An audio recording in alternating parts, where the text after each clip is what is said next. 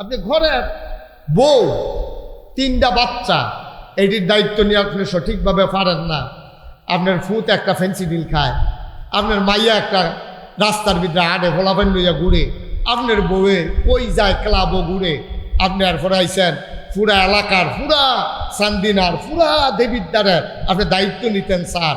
আপনার জন্ম দেওয়া 3টা বাচ্চা, আপনার বিয়ে করেন না বউরা, এটার দায়িত্ব নিয়ে থাকতেন পারেন না। আপনি লক্ষ জনতার দায়িত্ব নিয়ে করবেন না কিন্তু আপনি ঠিক নিও। কথাটা শুনতে যেরকম লাগো, কথাটা ঠিক নেই। আপনি ঘরটারে সামলাই রাখতেন পারেন না। আপনি পুরাটা উপজেলা কেন্দ্রে সামলাই রাখবেন, আপনার ডরও তো করে না। আপনার ফলার লাগে আপনি কয়বার উত্তর ফাটাকে মাপ চাওয়ার লাগছে ভপ্প ছুটির ধরা ফইরা। এরপরে আপনি পুরা সমাজের দায়িত্ব নিতেন স্যার। আপনার মেম্বার হইতে অনেক আগে শরীরটা খাপ দেয় না, আপনি চেয়ারম্যানেরা অনেক আগে চিন্তা করেন না যে আমার 2টা বাচ্চা না, এড়িয়ে তো চাইয়া রাখতাম পারি না, একটাই ফেল গেছে আরেকটা হয়ে ফেলছে গিয়া, এটা নিলে গিয়ে বাজারও ভাবছা অন লাগে গলার গামছা লাগাইয়া তাবি সমাজের দায়িত্ব নিয়া দুনিয়াতে হইলে বাচ্চা গেলাম গা। আর কি আল্লাহ যেদিন কিয়ামতের ময়দানে হাজারো মানুষের সামনে দাঁড় করাই দেবে, সেই দিন আপনার মুখ দেখানোর জায়গা থাকবে না, ঠিক কিনা কম? একটু চিন্তার বিষয়, একটু চিন্তার বিষয় যে আপনি দায়িত্ব নিতে চান। আপনি কত বড় সাহস! উমরের মতো মানুষ, যারা সরাসরি আল্লাহ রহমত বরকত নাজিল করছে, সরাসরি আল্লাহ নিয়ন্ত্রণ করছে, যাদের জীবনটা আল্লাহ রঙিন করে দিছে, সাজাই দিছে, সেই মানুষটি ডরে কান্দে তা আমার আমলে একটা কুত্তা যদি না খাইয়া মারা যায়। আপনি কতটা ওজন দেখছেন? আপনার বাড়ির গাড়া কুত্তা মরে রয়েছে, আমার জিয়ার খবর নাই, ফুতার খবর নাই। আর উমরে পুরা দেশ নিয়ে আমার যে খলিফা বানাইবা, কুত্তাটা মারা গেলে কিয়ামতের বাজারে কুত্তার জবাব দিলে আমি কি জবাব দিতাম, কি জবাবটা দিতাম কিতা আমি? এই তারা হইল মানুষ। আমরা মানুষ না, আমরা মানুষ রূপী অমানুষ, ঠিক কিনা কন? আমরা দেখতে মানুষের মতো, আসলে আমরা মানুষ না, আসলে আমরা মানুষ না। এত মানুষ লাগে না তো, এত মানুষ লাগে না। এই যে আজকে এই প্যান্ডেলে যারা আসছেন, এত্রি মানুষ নবীজি মদিনায় গিয়া পাইছে না তো, এত্রি মানুষ বদরের যুদ্ধের সময় নবীজি পাইছে না। নবীজি এই আতুইরা ল্যাংরা মুগনা মুগনা শৈল জুন নাই বাতাসে গাছ ধরে গেড়ি থাকে, এইরকম মানুষ পাইছে মাত্র 313 জন। কতজন? কথা কনা কতজন? মাত্র 313 জন পাইছে। শৈল কিচ্ছু নাই, একবেলা খাইলে আরেক বেলা খানা নাই।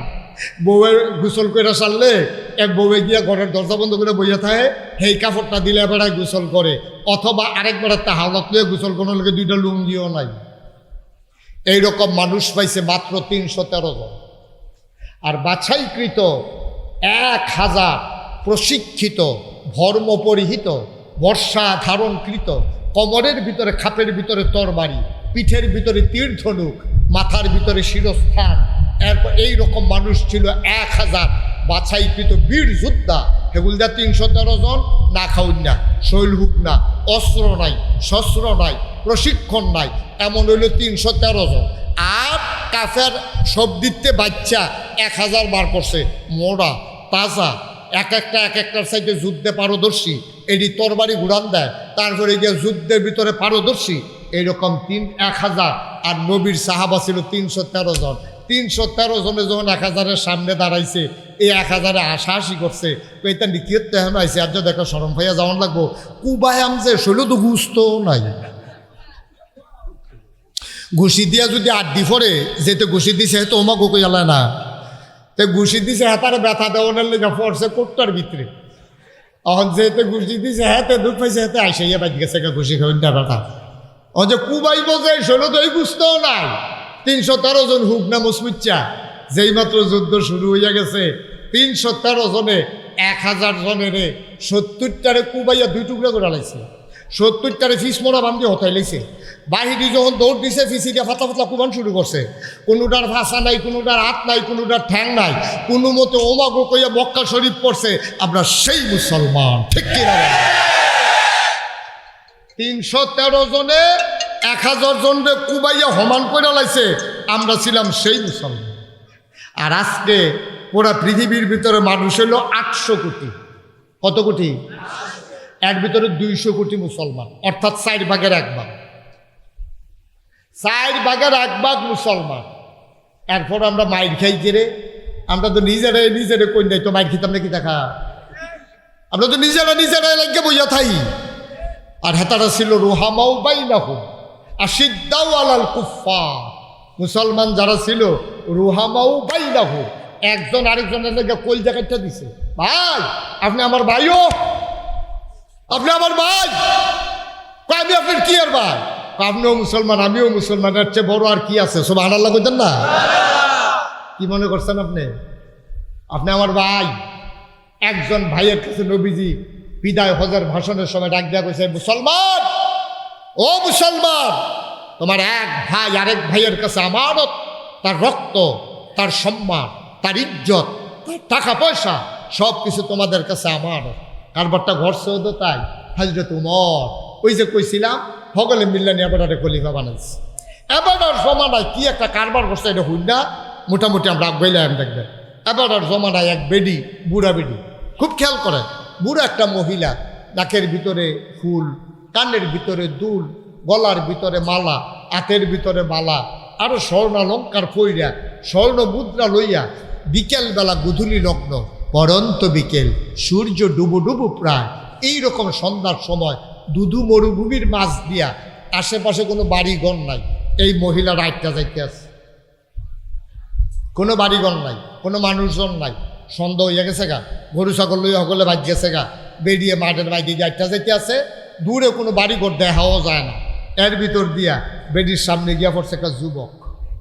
যুবক গিয়া কইতাছে, ওগো তোমার এই যে এই স্বর্ণ টর্ণ লইয়া, ফটলার ভিতরে টেহাটুয়া লইয়া একলা একলা আইটা যাইতেছ, ওখানে তো আন্দাই লইয়ে যাবো গা, তোমার যদি কোনো ডাহাইতে ধরে, তোমার জিনিসপত্র যদি লইয়ে যাইয়া, তো তুমি কেমনে গীতা করবা? বেরিয়ে কহ, এটা তো চিন্তার বিষয়। আমি এটা লইয়া চিন্তা করতে আসি, আমি তোমার লইয়া খুব টেনশন করতে আসি, তুমি এই জিনিসপত্র লইয়া এই মরুভূমির মাছ দিয়া একলা বুড়া বেডি তুমি একটা যাইবা কেমনে, এটা আমার চিন্তা। মহিলা কয় যে, হ বাবা, তুমি যে চিন্তা করতেছ আমিও চিন্তা করি। কত চিন্তা করলে এখন আইসেন কিনতে? আমি চিন্তা আমারে লইয়া করি না, আমি চিন্তা করি তোমারে লইয়া। সুবহানাল্লাহ কইতেন না? আমি চিন্তা করি তোমারে লইয়া। তো যুবকে আইস দেয়া কয়, লুঙ্গিটা আর পাঞ্জাবিটা স্যার আমার লগে কি আছে? আমার লইয়া চিন্তা করে লাভ কিটা? আমার লগে কোনো স্বর্ণ মুদ্রা, কোনো টাকা পয়সা কিচ্ছু নাই, আমার লইয়া তোমার চিন্তারও দরকার নেই। ওই বৃদ্ধা মহিলা ডাক দেয়া কয়, যুবক রে, ও যুবক, তোমারে লইয়া আমার চিন্তা, তোমারে নিয়ে আমার টেনশন। কারণ তুমি যে আমারে ভয় দেখাইছো, তুমি যে আমারে বলছো যে আমার গায়ের ভিতরে স্বর্ণ, পটলার ভিতরে স্বর্ণ, তুমি এই দিকে তাকাইয়া আমারে যে ভয় দেখাইছো, এই কথাটা কোনো মতে আমি যদি উমরের কাছে বলতে পারি, তোমার চোখের জায়গায় যে চোখ থাকবে না, উমর তোমার চোখগুলো তুলে ফেলবে। কেন তুমি আমার দিকে তাকাইলা? কেন আমারে ভয় দেখাইলা? এইটা নিয়ে আমি বড় চিন্তা করি, তুমি কারবারটা কি করছো? সুবহানাল্লাহ বলবেন না? আমার চিন্তা নেই, কারণ আমার এই জিনিসের দিকে ফিরেও তাকানোর কারো ক্ষমতা নাই, কারণ এখন শাসন চলতেছে উমরের শাসন বলে আমার অলঙ্কারে যেটা টান দেবে, আমার সম্পদ লুণ্ঠন করবে বেড়া। যে উমরের দেশে বাঘে মহিষে 11 পানি গায়, সেই দেশে তুমি আমারে ডর দেখাও, আমারে লইয়া তোমার চিন্তা লাগতো না। তোমার চিন্তা তুমি করো, খালি যদি আল্লাহ আল্লাহ করে গিয়ে কইতাম পারি উমরের কাছে, তো তোমারে বিচাইরা বার কইরা রিমান্ডে নিত না, চোখটি যে জায়গা থাকতো না, সেইটা টেনশন করতে আছে। কি উমর? এটা কি ইসলাম? বানানো গল্প না, মুখরোচক কোনো ইতিহাস না, এটাই ছিল ইসলাম। মুসলমানেরা দরজা খুলে ঘুমাবে, তার সম্পদের দিকে কেউ ফিরে তাকাবে না, নারীরা রাস্তা দিয়ে হেঁটে যাবে, কেউ তাদের দিকে মস্কারা করবে না, টিটকারি মারবে না, কোনো ছেলেরা টেজিং করবে না, রাস্তার মুড়ে মুড়ে দাঁড়াইয়া আমার মেয়েদেরকে বেজ্জতি করবে না। এটার নাম ছিল ইসলাম। আমার দেশে আফসোস হচ্ছে এই সেই জায়গা থেকে আমরা ফিরে এসেছি। সবাই মিলে চলে গেল উমরের বাড়িতে। আবু বকর দুনিয়াতে নাই। কে দেশ শাসন করবে? মুসলমানদেরকে কে চেয়ে রাখবে, কে দেখে রাখবে? সবাই মিলে চলে গেল। সবাই মিলে চলে গেল উমরের বাড়িতে। সবাই ধরে ধরে বলল, আপনি আমাদের খলিফা, আমিরুল মুমিনিন, খলিফাতুল মুসলিমিন। সবাই মিলে উমরকে খলিফা বানাই দিল। ওমর মসজিদে নববীর মিম্বারে উঠলেন, খলিফা হয়ে গেছে ওমর। জাতীয় মসজিদে জাতির উদ্দেশ্যে ভাষণ দেবেন। আমাদের দেশে প্রধানমন্ত্রীর শপথ হইলে বাংলাদেশ টেলিভিশনে জাতির উদ্দেশ্যে ভাষণ দেয় প্রধানমন্ত্রী, রাষ্ট্রপতি। এখন জাতির উদ্দেশ্যে ভাষণ দিবেন হযরত ওমর। সুবহানাল্লাহ বলবেন না? ওমর মসজিদে নববীর মিম্বারে উঠলেন। খুব খেয়াল করেন, চিকন কথা। ওইটা বললেন, ভাইয়েরা তোমরা তো আমারে খলিফা বানাইছো, আমি এখন মদিনার প্রেসিডেন্ট, তো তোমাদেরকে বইলা রাখতেছি, আমি কিন্তু আমার মন মতো দেশ চালাবো। তোমাদের কারো কিছু বলার আছে? তো ওমর খুব সাহসী মানুষ, তো ওমর খুব বলিষ্ঠ মানুষ ছিলেন। তো এই মসজিদের ভিতরে যত মানুষ ছিল কেউ আর কোনো কথা টথা কয় না। আর ওমরের উপরে যে কথা কইয়া হুদুদি গাড়িতে করলা ডালগা করে লাভ নাই, থাক অগলে দুমবেরাতে এবার খলিফা বানাই দিছে, এবার যেমনি মনটা ধরে করো। সব চুপ করে বসে। এর ভিতরে একজন যুবক দাঁড়াইছে, খুব খেয়াল। একজন যুবক দাঁড়াইয়া টান দিয়া তরবারিটা বার করছে। বার করে সেটা কই, ইয়া আমিরুল মুমিনিন, ইয়া খলিফাতাল মুসলিমিন। হে ওমর, আপনি বলেছেন আপনার মন মতো আপনি দেশ চালাবেন, কারো কিছু বলার আছে নাকি? খোদার কসম আমি কিচ্ছু বলবো না। তবে যেই দিন দেখব আপনি কোরআন সুন্নাহর বাইরে গিয়া আপনার মন মতো দেশ চালাইতেছেন, আমি কিচ্ছু বলবো না। কিন্তু এই যে তরবারিটা, এই তরবারিটা একটা কূপ মারবে, আপনার দেহ থেকে আপনার কল্যাণকে আলাদা করে দেবে। সুবহানাল্লাহ বলবেন না? কোরআন সুন্নাহর বাইরে যেই দিন যাবেন, এই দিন আপনাকে আমি একটা কূপ দিয়ে 2 টুকরা করে দেব। বলেন তো, বাংলাদেশে 18 কোটি মানুষ, এই যুবকগুলা কই? ওমরের সামনে দাঁড়াইয়া যেই যুবকটা তরবারি উঁচু করেছিল, বাংলাদেশে যদি একটা যুবক এমন থাকতো, খোদার কসম এই দেশে কোনো ফ্যাসিবাদ, কোনো সন্ত্রাসী, কোনো স্বৈরাচারী পয়দা হতো না। ঠিক কিনা বলো? আমরা পারি? এখানেই শেষ না। হযরত ওমর ইসলামের দ্বিতীয় খলিফা হয়ে গেলেন। দ্বিতীয় খলিফা হওয়ার পরে ওমর রাদিয়াল্লাহু তাআলা আনহু মসজিদে নববীর ভিতরে তিনি প্রতি শুক্রবারে খুতবা দিতেন। সবাইকে জানিয়ে দিতেন, ভাইয়েরা শোনো শোনো শোনো, এই দেশটার ভিতরে গত 1 সপ্তাহ কি হয়েছে, সামনের দিনে আমরা কি করতে চাই, এই পরিকল্পনা তিনি জুমার খুতবাতে পেশ করতেন। আলোচনা হতো। একদিন জুমাবার আযান হয়ে গেছে, মসজিদের ভিতরে মুসল্লি কাদায় কাদায় পড়ল। তাহিয়াতুল ওযু দুখুলুল মসজিদ কাবলাল জুমা। সবাই নফল নামাজ, সুন্নত নামাজ পড়ে অপেক্ষা করতেছেন কখন ওমর আসবে আর কখন সবাই মিলে আমরা একসাথে নামাজ পড়ব। ওমর হলো ইমাম, দেশেরও ইমাম, তিনি মসজিদেরও ইমাম। এখন উনি আসবেন, নামাজ পড়াবেন। এখন সবাই নামাজ টামাজ করে বইয়া রয়েছে। বুড়ো বেড়াইতে তখন তো আর গড়িয়াছিল না, বেড়ার ফাঁক দিয়ে আছে, সূর্য আইলা গেছে গা। সূর্য দি এই বাইক আকাশতে নিচের ফেল করে ইয়ে পড়তে আছে, ওহরে দি উমরে আইয়া না। তো মুরব্বী কয়েকজনে কয়, ও একটা যুবক ফলাকে দৌড় দিয়া যাওছেন, গিয়া চাওছেন এবার বাইক কোনো বিপদ আপদ নাকি, এবারে যত দেরি করুন না মানুষ না, এবার আইতে দেরি হইতেছে কেরে, সবাইকে চাওছেন গিয়া সুবহানাল্লাহ করতেন না। তখন তো ইমাম সাহেব 1 মিনিট দেরিতে আইলে, 1টা মিনিট খালি ইমাম সাহেব আইতে দেরি হয়েছে, এই গুনগুনি ফুনফুনি শুরু হয়েছে। 5 মিনিট দেরি হইলে, 5 মিনিট দেরি হইলে মাগনা। এবারে কি মতো মাগনা করে মনে করছো? হ্যাঁ, এবারে বাইক কাম করবো, বই আপনারা বয়াই রাখবো। ইমাম সাহেব 5টা মিনিট দেরি হইলে এবারে এই আওয়ানের আগে এবার চাকরি নাই। ঠিক কিনা কও? কারণ আমরা তো কাম আছে, তো আমরা তো রাজাইরা মানুষ না, হ্যাঁ রাজাইরা। আমরা 5টা মিনিট আমরা বইয়া থাকতাম পারি না। আপনি ইমাম সাহেব 5টা মিনিট দেরিতে আইছে, আপনি বইয়া কিন্তু দুরূদ শরীফ পড়েন না, আপনি কিন্তু আস্তাগফিরুল্লাহ পড়েন না, সুবহানাল্লাহ পড়েন, আলহামদুলিল্লাহ পড়েন, সুবহানাল্লাহি ওয়া বিহামদিহি সুবহানাল্লাহিল আযীম। আপনি রেডি আইয়ানা দুমুহি দিয়া আপনি খালি কুম্মালা নামাজ পড়বেন, গৈরান দিয়া কুম্মালা বাইরে পড়বেন। আপনার হলো হেই দান্দা, কারণ আমরা সব কিছু ছেড়ে দিয়েছি। ঠিক কিনা বলেন? তোমার তো আইয়া না, কথা মনে আসেনি নাকি?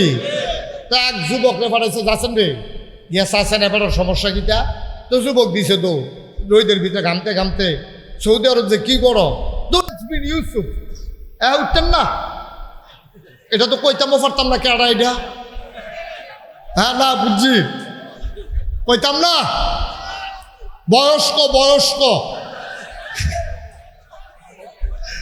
আচ্ছা ঠিক আছে ওকে ফাইন ওনার হয়তো কোনো জরুরি হাজত আছে বয়স্ক মানুষ তো আচ্ছা মুরব্বী মানুষে হজাও ঠিক আছে ওনারা যাইতে দাও একটু জায়গা করে দেন আমিন কর তো যেই কথাটা কথা হাজ্জাজ বিন ইউসুফ খুব খেয়াল করেন সিহন কথা সাংঘাতিক সিহন কথা হাজ্জাজ বিন ইউসুফ একজন শাসক ছিল এবারে ছিল খুব খারাপ মানুষ কত হাজার মানুষ যে এবারে মারছে মুসলমানরা হত্যা করছে এটার কোনো গন্ডা শেষ করুন গেছেন এবার রাস্তা দেখবেন হাঁটতে আছে এক ভিক্ষুক এবার আর সামনে গিয়ে পড়ছে ভিক্ষুকে আর চিনে না এই যে রাজা ভিক্ষুকে ভাই ওরা টেহা পয়সা দিয়েন তখন হাজ্জাজ বিন ইউসুফ মনে মনে কয়তে জায়গা চিনছে না রে কুবাই হমান করে লাইলাম তে আমার কাছে টেহা খুঁজে এতে হাজ্জাজ বিন ইউসুফ চুপ করে বইয়া কয় টাকা লাগবে কহ আচ্ছা তোমার একটা ভিক্ষা দেওয়ার আগে তোমার একটা কথা জিগাই কই জিগান না এই দেশের যে রাজা হাজ্জাজ বিন ইউসুফ মানুষটা কি রহ কারে জিগাইছে কারাই জিগাইছে রাজায় জিগাইছে কারে ভিক্ষুকরে জিগায় মানুষটা কি রহ জিগাইতেছে রাজা রাজার ব্যাপারে জিগাইছে মানুষটা কি রহ হ্যাঁ তো নাম দেয় লইয়েন অসভ্য তার কথাটাই কইেন না তার তে দেশটার ভিতরে তামা তামা করে লাইছে তে কত হুজুর যে তে মারছে তার কথা আর কইেন এখন হাজ্জাজ বিন ইউসুফ রাজা দো তারা তারা আন্ডার মতো আটকে শিখতেছে জ্ঞানা এবারে করছে কিটা আচ্ছা তুমি যে এতক্ষণ ধরে কইলা যে এবারে খুব খারাপ মানুষ আচ্ছা হাজ্জাজ বিন ইউসুফ যদি তোমার সামনের থেকে জিগায় তখন কিতা কইবা তে বুঝ জ্বালাইছে কারবার তো করতে গেছে গা এরে দো আর যা খুব যেটা বাড়ি থাকবে এটা তুললে আবার ফাতরে দিব তে বুঝ জ্বালাইছে ডরা তো গাই আলাইছি রে এতক্ষণ যে ফতাইলা ব্যাপারটা যে হাজ্জাজ বিন ইউসুফ এটা তো বুঝছি না তখন কিতা কে দম ধরে থেকে কয় যদি হাজ্জাজ বিন ইউসুফ তোমারে জিগায় মানুষটা কিরকম তখন তুমি কি কইবা আমি কয়াম যে সপ্তাহ আমার 2 দিন মাথা খারাপ থাকে আজ ফইলা দিন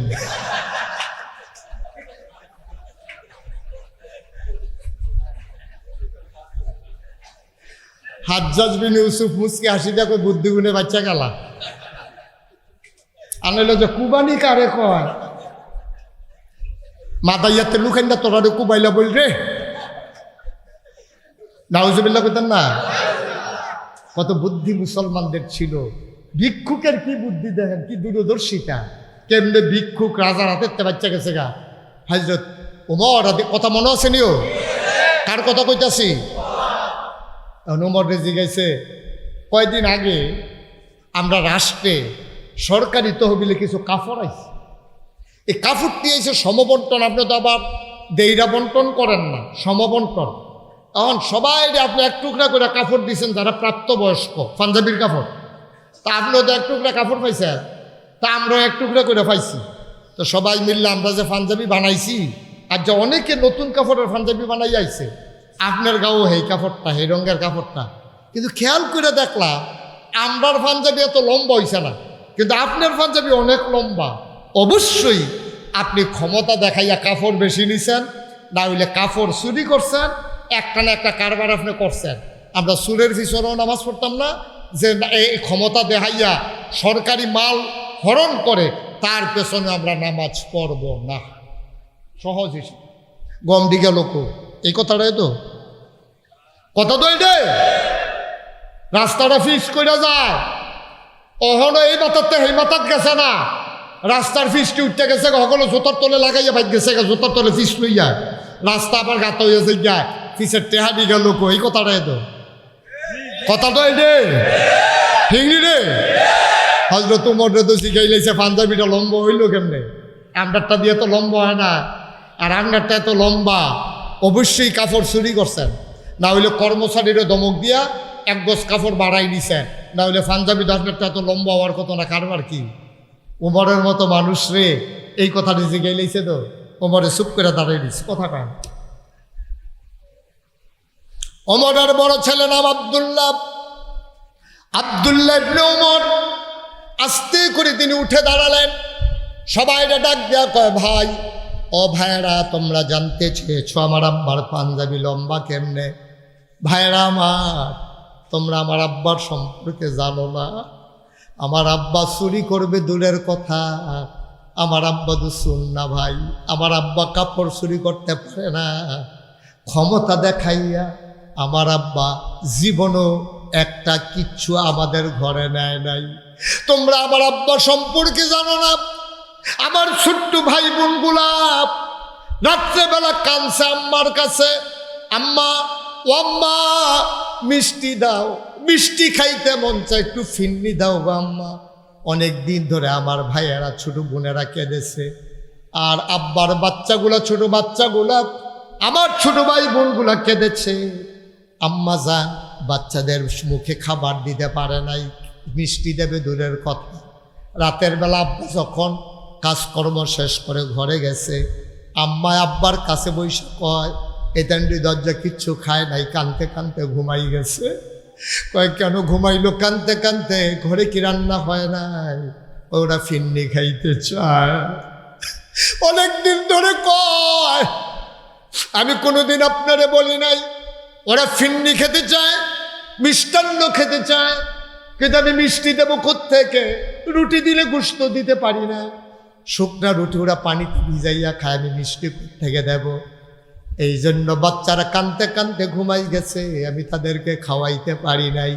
ওমরের চোখে পানি চলে আসছে, আহারে আমি অর্ধেকটা পৃথিবীর প্রেসিডেন্ট, আমি আমিরুল মুমিনিন, খলিফাতুল মুসলিমিন, আমার নবী আমার ব্যাপারে বলছে আনা খাতামুন নবিয়্যিন লা নবিয়্যা বাদি, আমি হইলাম শেষ নবী, আমার পরে নবী নাই। ওমর রে ওমর, আমার পরে যদি নবী থাকতো রে, তুই ওমর আমার পরে নবী হইতি।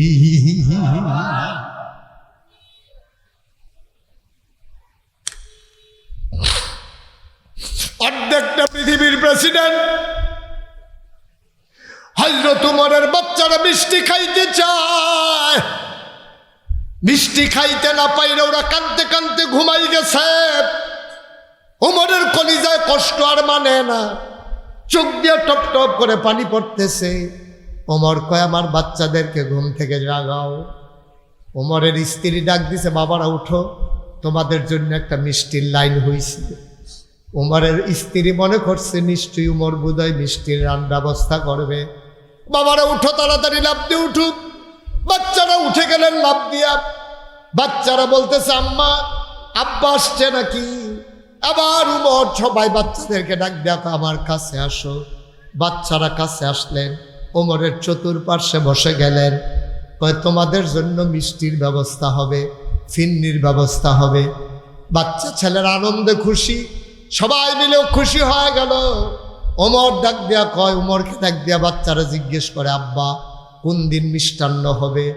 ওমর মুস্কি হেসে কয়, যেই দিন মদিনার সকল ঘরে ফিন্নি রান্না হবে।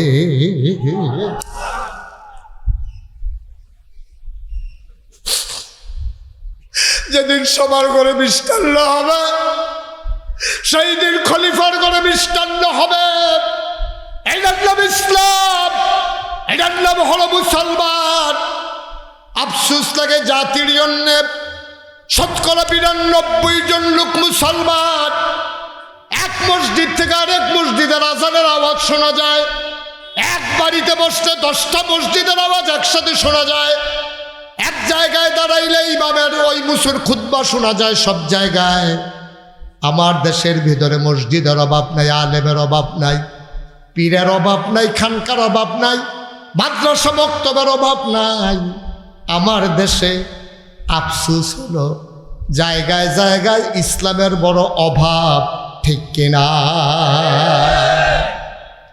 ও বড়ের ঘরে খাবার নাই, আর আমার দেশে তাহাজ্জুদ পড়ে সবাই যা খায় নর্মাল খানা খায়। যখন ছেলেরা গেরাও করলো, পালাই যেতে বাধ্য হলো, বঙ্গভবনের এই গণভবনের ভিতরে গিয়ে দেখা গেল খাসি, বড় বড় মাছের টুকরা, তার তারপরে কোনো মুরগির রোস্ট, খাবারের কোনো অভাব নাই, ইচ্ছে করলে খাওয়া যায় না। 5ই আগস্ট বাংলাদেশে নতুন করে আবার প্রমাণ হয়ে গেছে, ঠিক কিনা বলো? কপালে খাবার না থাকলে রান্না হইলেও খাইয়া যাওয়া যায় না, এটাই হচ্ছে বাস্তবতা, ঠিক কিনা বলো? এত মজা না, এত দুনিয়া এত সহজ না। ওমরের ছেলে আব্দুল্লাহ কয়, ভাইরা আমার আব্বা কাপড় চুরি করে নাই, ক্ষমতা দেখায় আমার আব্বা কাপড় বেশি নেয় নাই, মনে কষ্ট নিও না, আমার আব্বার পাঞ্জাবি লম্বা হইছে তোমরা জানো না, চুরি করে নাই, অন্তত এই কথাটা বইল না। সবাই বলতেছে কথা কমাও, পাঞ্জাবি লম্বা হইছে কেমন এটা জানাও, তোমার এখানে কাহিনী বলতে বলি নাই। আবার আব্দুল্লাহ কান্দার কয়, ভাইরা কাপড়ের টুকরা তো শুধু তোমরা একটা করে পাইছো তা না, আমার আব্বাও পাইছে এক টুকরা, আমিও পাইছি এক টুকরা। আমার টুকরা কাপড়টা নিয়ে, আব্বার টুকরা কাপড়টা নিয়ে বাপ বেটা যখন ঘরে গেলাম, আমি আব্বাকে বললাম, আব্বা আমার আগের পাঞ্জাবিটা এখনো পুরানো হয় নাই, ছিঁড়ে নাই, আবার বোধহয় ঠান্ডা পড়বে খুব বেশি, আপনারও তো বয়স বেড়ে গেছে। ও আব্বা, আপনি যদি পাঞ্জাবিটা এই ছোট্ট পাঞ্জাবি বানান, গায়ের ভিতর অনেক শীত লাগবে, আপনি লম্বা করে একটা পাঞ্জাবি বানাইলে আরাম পাবেন।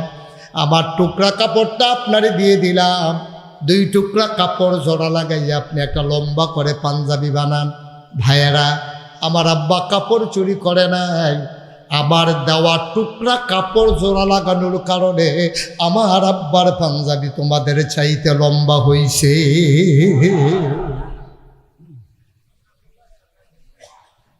এটার নাম ইসলাম, বানানো গল্প না তো।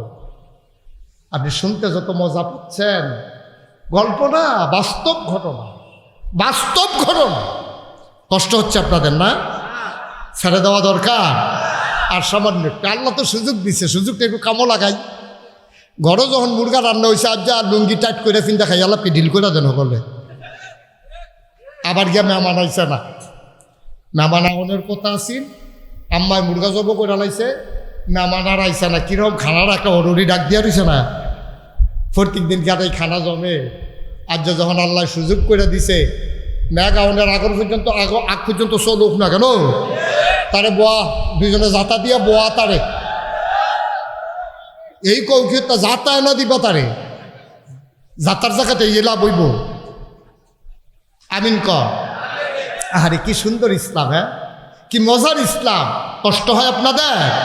আচ্ছা, আমরাও যদি এরকম হইতো, আমরাও যদি এরকম একটা উমর পাইতাম, আমরাও যদি এরকম একটা আবু বকর পাইতাম, আমার দেশটা কত সুন্দর ছিল। আল্লাহ আবার সুযোগ করে দিছেন, সুযোগ করে দিছেন ইনশাআল্লাহ। আমি কোনো দল মত গোষ্ঠী বুঝি না, যারা আল্লাহর জমিনে আল্লাহর দিন চায়, যেই মানুষগুলো নিজের জীবনে অসৎ না, যেই মানুষগুলো সৎ, যাদের অন্তরের ভিতরে আল্লাহর ভয় আছে, বারবার আমরা আর সুযোগ দেব না। এবার আল্লাহওয়ালা মানুষগুলোকে সেই সংসদে পাঠাইয়া আল্লাহর কোরআনের আইন বাংলাদেশে আমরা দেখতে চাই। রাজি আছো কিনা? মুসলমান হাত তুলে দেখা। আল্লাহর আইন চাই, আল্লাহর আইন চাই। সবাই পড়েন আমিন। আমরা এই বাংলাদেশে আল্লাহর জমিন আল্লাহর দিন কায়েম হয়ে যাক, এটা আমরা চাই তো ইনশাআল্লাহ। সবাই চাই ইনশাআল্লাহ। আপনারা মাহফিলটার ওজন বুঝেন নাই। আমি তো ছেলে বসা, এত বিরক্ত করতেছ কেন? কি হয়েছে তোমার? তামাশা করে বসে বসে। আল্লাহর খাস মেহরবানি, 36 বছর আমি মাহফিল, আল্লাহর খাস মেহরবানি, মাহফিলে গেলে মাহফিলটার ওজন বুঝিও, অন্তত দূর বুঝছি। আজকে কটকসার মাদ্রাসার মাহফিলটা আল্লাহ কবুল করে নিয়েছে। আপনি যদি কোন হুজুর বুঝলেন কেমনে, কেন আপনি বুঝছেন না, আপনিও বুঝছেন, আপনি কন্যা আর কি, আমি কই আলাইছি আর কি, আপনিও বুঝছেন। মাগরিবের আগ পর্যন্ত বৃষ্টি, আমি আসার সময় আমার ড্রাইভারের জিগাইতে আছি কি তারা মাহফিল কেমনে হইব, তারা কি চেয়ার দিছে নাকি কিইব, হুজুর নমুনা তো খারাপ, রাস্তা দিয়ে ওহনো ভিজা মাঠ, জানি কি অবস্থা কিইব। আল্লাহ আর কেমনে দিলে বুঝবেন, ঠিক কিনা কন? আল্লাহ আর কেমনে দিলে আমরা বুঝাম? আল্লাহ দিয়ে ডাইলা দিয়ে রাখছে, আমরা ব্যাক কলের দল লইয়ে তো লইতাম তো পারি না। আমরা আল্লাহ বিষয়টা ভাই না, এই যে আল্লাহ বিষয়টা ভাইয়ালেছি তো আমরা। এই মাগরিবের আগে যে বৃষ্টি দেয়, আবার মাগরিবের পর থেকে এই পর্যন্ত যে থাবাই দেয়, এইটাই আল্লাহ। সুবহানাল্লাহ কইতেন না? এইটাই আল্লাহ। আর আল্লাহ বিচারণ লাগতো না, আল্লাহ আমরা কাছে আছে, আমরা বুঝি না আর কি। 36 বছরের মাহফিলের অভিজ্ঞতায় আমার মনটা সাক্ষী দিছে, আজকের মাহফিল আমার আল্লাহ কবুল করে নিয়েছে। এই কবুল হওয়া মাহফিলটাতে আমার মনটা ভরে গেছে। আমি আপনাদের সুপার হুজুরকে বলছিলাম, হালিম সাহেব মোহনপুরের মানুষ তো, আমি বারবার বলছিলাম আমারই নিয়েন না। হুজুর সকলে কইছে আবার আপনারে নিতাম। আমি আমার তারিখ নেই তো, কইছে এই দিন সেই দিনে এর লেগে ম্যাগের ভিতরে কি মাহফিলের সিজন নেই। কোনো হুজুরের তো ওয়াজ শুরু হয়েছে না, আমি তো কবে থেকে শুরু করে লাইছি, আলহামদুলিল্লাহ কইতেন না। আমি কইছি ওই ম্যাগের ভিতরে নিয়া ঝামেলা টামেলা, আর আপনার মাঠটা তো আমি দেখছি। হুজুর মাঠটা বড় হয়েছে তো, আমরা দহিন বিটার যে ঘরটা এটা আরও দহিন লয়ে গেছি গিয়া, এই যে গাছের ফরের থেকে জায়গাটা ভাঙ জ্বালাইছি, অনেক বড় হয়েছে। তো খালি আজ্জা হালিম হুজুরের বাচ্চা গেছে ম্যাগাইয়া, ঠিক নি রে? আজও যদি কালুখার মতো হুদিন না দিন থাকতো তাহলে আবার টের পাইল মাঠটা কুদ্দুর বড় হয়েছে। মাশাল্লাহ। এরপরেও তো আলহামদুলিল্লাহ কোন না কেন, যেরকম আলহামদুলিল্লাহ। হাই, যদি আমরা আল্লাহরে মানতাম, কোরআন সুন্নাহ মতো যদি আমরা চলতাম, কি তো লই জানেননি নবীজির হাদিস, এক একটা গাছও এক একটা আনার দল লইলে, আনার চিনেননি? কথা কাটা চিনেননি? আনার যেটা আমরা এগুলোকে বেদানা কইতো, এ আনার এক একটা আনারের সাইজ এরকম হইল। কটকসার মাদ্রাসার মাডন্য একটা আনার ফেরে হালাই লইল হুজুরে, গ্রামবাসী সকলে খাইয়া মাগরিবের আজান দিয়া লাইল। যাইতের সময় দেখ লইল অর্ধেকটা খাইয়া আসছে বাহি, অর্ধেকটা ফইরা সুবহানাল্লাহ কয় না? আল্লাহ দিনও রোদ দিল, শেষ রাইতে ঠান্ডা বৃষ্টি দিল আসার পরে, দিলে মানুষটি ঠান্ডা মতো ঘুমাইল। ফজরের টাইমে উঠটা সারাদিন রোদ থাকলো, মাঠে ময়দানে কাম করলো, জমিনের ভিতরে ফসল আর ফসল হইল। কারণ মানুষ যখন আল্লাহরে ধরবে তখন আল্লাহ তার জন্য সব কিছু উজাড় করে দেবে। সুবহানাল্লাহ বলবেন না? এটা না আফগানিস্তানে মানুষগুলো খুবই অসহায়, খুবই দুর্বল। আমেরিকা, রাশিয়া যত পরাশক্তি আছে তাদের উপরে নির্যাতন করতে করতে তারা বেড়াত লাগাই লেছে, তারা এমন কষ্ট দিছে। এই কষ্ট পাওয়া মানুষগুলো যেই মাত্র আমেরিকার সৈন্য বিদায় হয়েছে, আর তারা যখন কোরআন সুন্নাহ মতো নিজের জীবন সাজাইয়া চলা শুরু করছে, এতরা পাঞ্জাবি মাথার মধ্যে কতরা ভাগড়ি, তারার দেশটার ভিতরে তখন সোনাবার হইতে আছে। সুবহানাল্লাহ কইতেন না? যেটা গুতা দিয়া লাগাই ডেউয়া তাহে, মাটি কূপ দিয়া তলে গিয়া দেখে যে স্বর্ণের খনি পাওয়া যায়, এরপরে যা লাগায় তাই হয়। তারা দেশটার ভিতরে এখন অর্থনৈতিকভাবে তারা অনেক স্বাবলম্বী একটা দেশ হয়ে যাচ্ছে। গোটা বিশ্ব ধারণা করতেছে কয়েক বছরের ব্যবধানে আফগানিস্তান হবে বিশ্বের অন্যতম একটা অর্থনৈতিক সমৃদ্ধশালী দেশ। বলেন আলহামদুলিল্লাহ, বলেন আল্লাহুম্মা আমিন।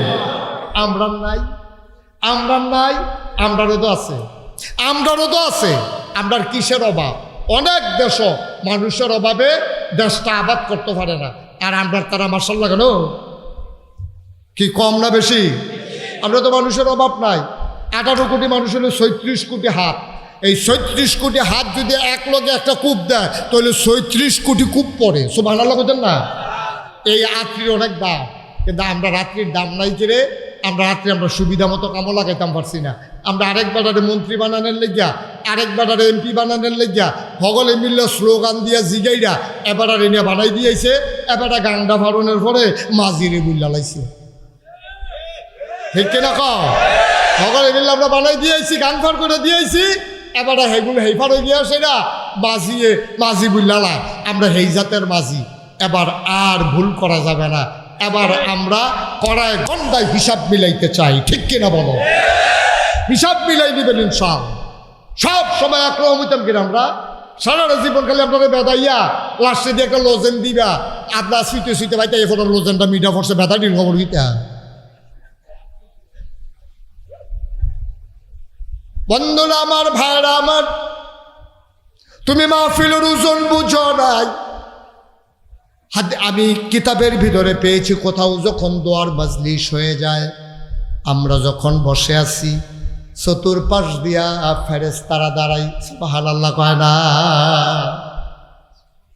চতুর্পাশ দিয়া লক্ষ কোটি ফেরেশতা এখন মাঠের চারিগুল দিয়া দাঁড়াই রয়েছে।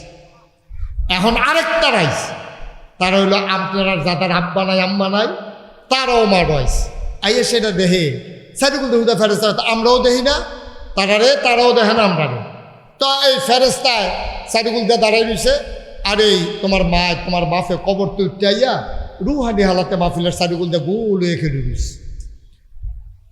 তো ফেরেস্তা কি রাখো তুমি এই ব্যাগের ভিতরে কবর হালাই এখনো কি দেয় এবার রেজি গেছি কি তো এখনো মাহফিল আইসেন কীর্তন এখনো তো হলো ওয়াজ শুনতেছে আপনার কি কয় ভাই আমি দুনিয়ার থাকতে হুন্নাইস না জিফুতে দোয়া করলে মা বাপের লেগে বেলে সেই দোয়া কবুল আমি আর লেগে আসলাম আমার কবরটা তো দাও দাও আগুন আমি কিন্তু দোয়া নিতাম আসলাম নাকাই শরীফ সাহেব হুজুরে আইসে হুজুরে বিলে আমার ফুতেরে লইয়া আমার ভাইয়েরে লইয়া দোয়া করব আমি দোয়াটা লইয়া গিয়া দেখতাম চাই কবরটা জান্নাতের টুকরা হয়েছে সুবহানাল্লাহ কইতাম না।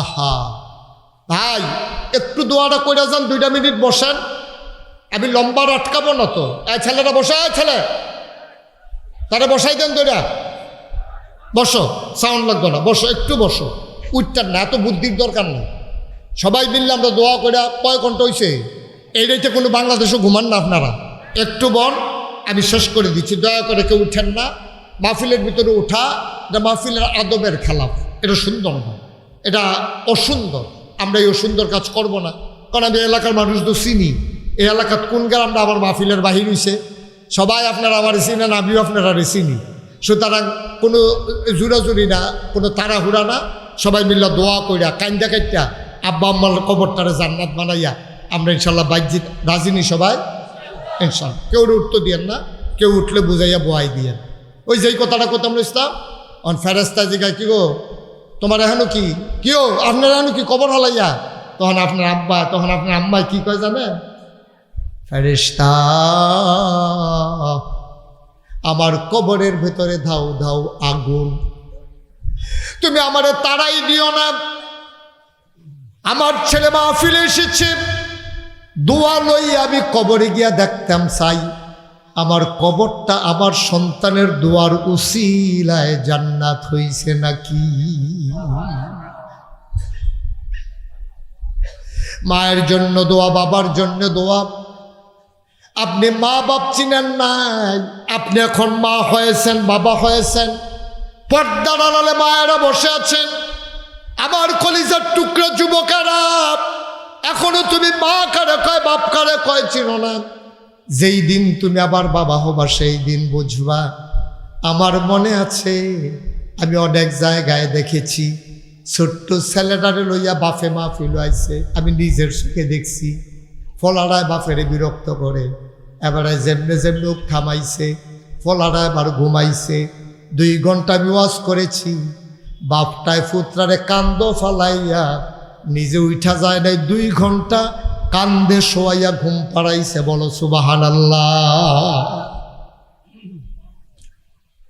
তুমি বাঁচিল নাই তুমি যখন পেটের ভিতরে তুমি মাঝে মাঝে মাথা দিয়ে মায়ের কলিজার ভিতরে ঢুস মারো হাঁটু দিয়ে মায়ের পেটের ভিতরে গুতা মারো তোমার মা নাক ডেকে ঘুমায় তোমার বাবাও ঘুমায় হঠাৎ করে তোমার মায়ের কলিজায় যখন তুমি গুতা বেড়েছ মায়ের ঘুম ভেঙে গেছে মা লাফ দিয়ে উঠে গেছে জানালার পাল্লা গোলা খুইলা শিকের ভিতরে ধইরা দাঁড়াইয়া দাঁড়াইয়া কাঁদতেছে মা কান্দে বাবা হাত দিয়া দেখে মা নাই হারিকেনটা বাড়াইয়া দেখে মা জানালায় ধরে ধরে কাঁদতেছে অকটক সারের মুসলমান এই মায়ের জন্য দোয়া করবা এই বাবার জন্য দোয়া করবা উঠে যাওয়া সহজ হাঁটতে হাঁটতে সারার জীবন কাটাইলা মায়ের কথা মনে করে একটা ফোঁটা চোখের পানি ফেলতে পারলা না আজকে আমরা সবাই মিলে মায়ের জন্য একটা ফোঁটা চোখের পানি ছেড়ে দেব আল্লাহ যেন চোখের পানি উসিলায় মায়ের কবরটারে জান্নাতের টুকরা বানাই দেয় সবাই বলেন আমি অনুরোধ করছিলাম যে আমার 2 মিনিট সময় দেন এত বুঝের হইয়া গেছে এই ছেলেটা কি করবে 10 মিনিট আগে বাড়িতে গিয়া ছেলেটা করবে কি বলেন তা কাজটা কি তার 10টা মিনিট আগে সে গিয়া কি করবে এই যে এখন গিয়া দাঁড়াই রয়েছে ওইখানে তুমি আসো ভিতরে আসো আসো বসো। এই যে মাশাল্লাহ, কি করতেছো খামখেয়ালি? একটু বসো, একটু দোয়া করো আব্বা আম্মার জন্য, আমরা সবাই মিলে দোয়া করো। আমি 2-1 মিনিট সময় আপনাদের কাছে চেয়ে নিলাম। এই কোরআনের মাদ্রাসা আমি যখন এসেছি তখন দক্ষিণ বিটার ঘর ছিল না, এখানে বাউন্ডারি ওয়াল ছিল না, দোতলা বিল্ডিং ছিল না। আল্লাহর খাস মেহেরবানি, মাদ্রাসার সুন্দর পরিবেশ হয়েছে। এখানে আপনাদের বাচ্চারা পড়তেছে। আমি অনুরোধ করি, দয়া করে আমরা সবাই মিলে দোয়া করে যাব। তার আগে আমি একটা লোক চাই যে হুজুর দোয়া করেন এই মাদ্রাসা যেন দ্বীনের মারকাজ হিসেবে আল্লাহ কবুল করে। এই মাদ্রাসায় যেন আল্লাহর খাস মেহেরবানি আরও বেশি বেশি আলেম পয়দা হয়। এই কোরআনের মাদ্রাসায় আমার আব্বা আম্মা রুহের মাগফিরাতের আশায় হুজুর ইনশাআল্লাহ আমি 20,000 টাকা এই কোরআনের মাদ্রাসায় দিতে চাই। আছেন একজন, একটা লোক যে ইনশাআল্লাহ?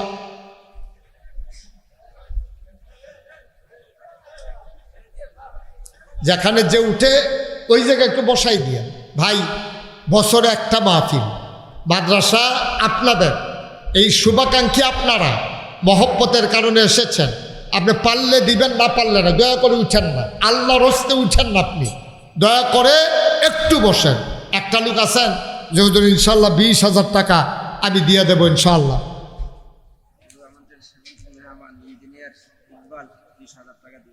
ইঞ্জিনিয়ার ইকবাল, জনাব মোহাম্মদ ইকবাল হোসেন আছেন এখানে?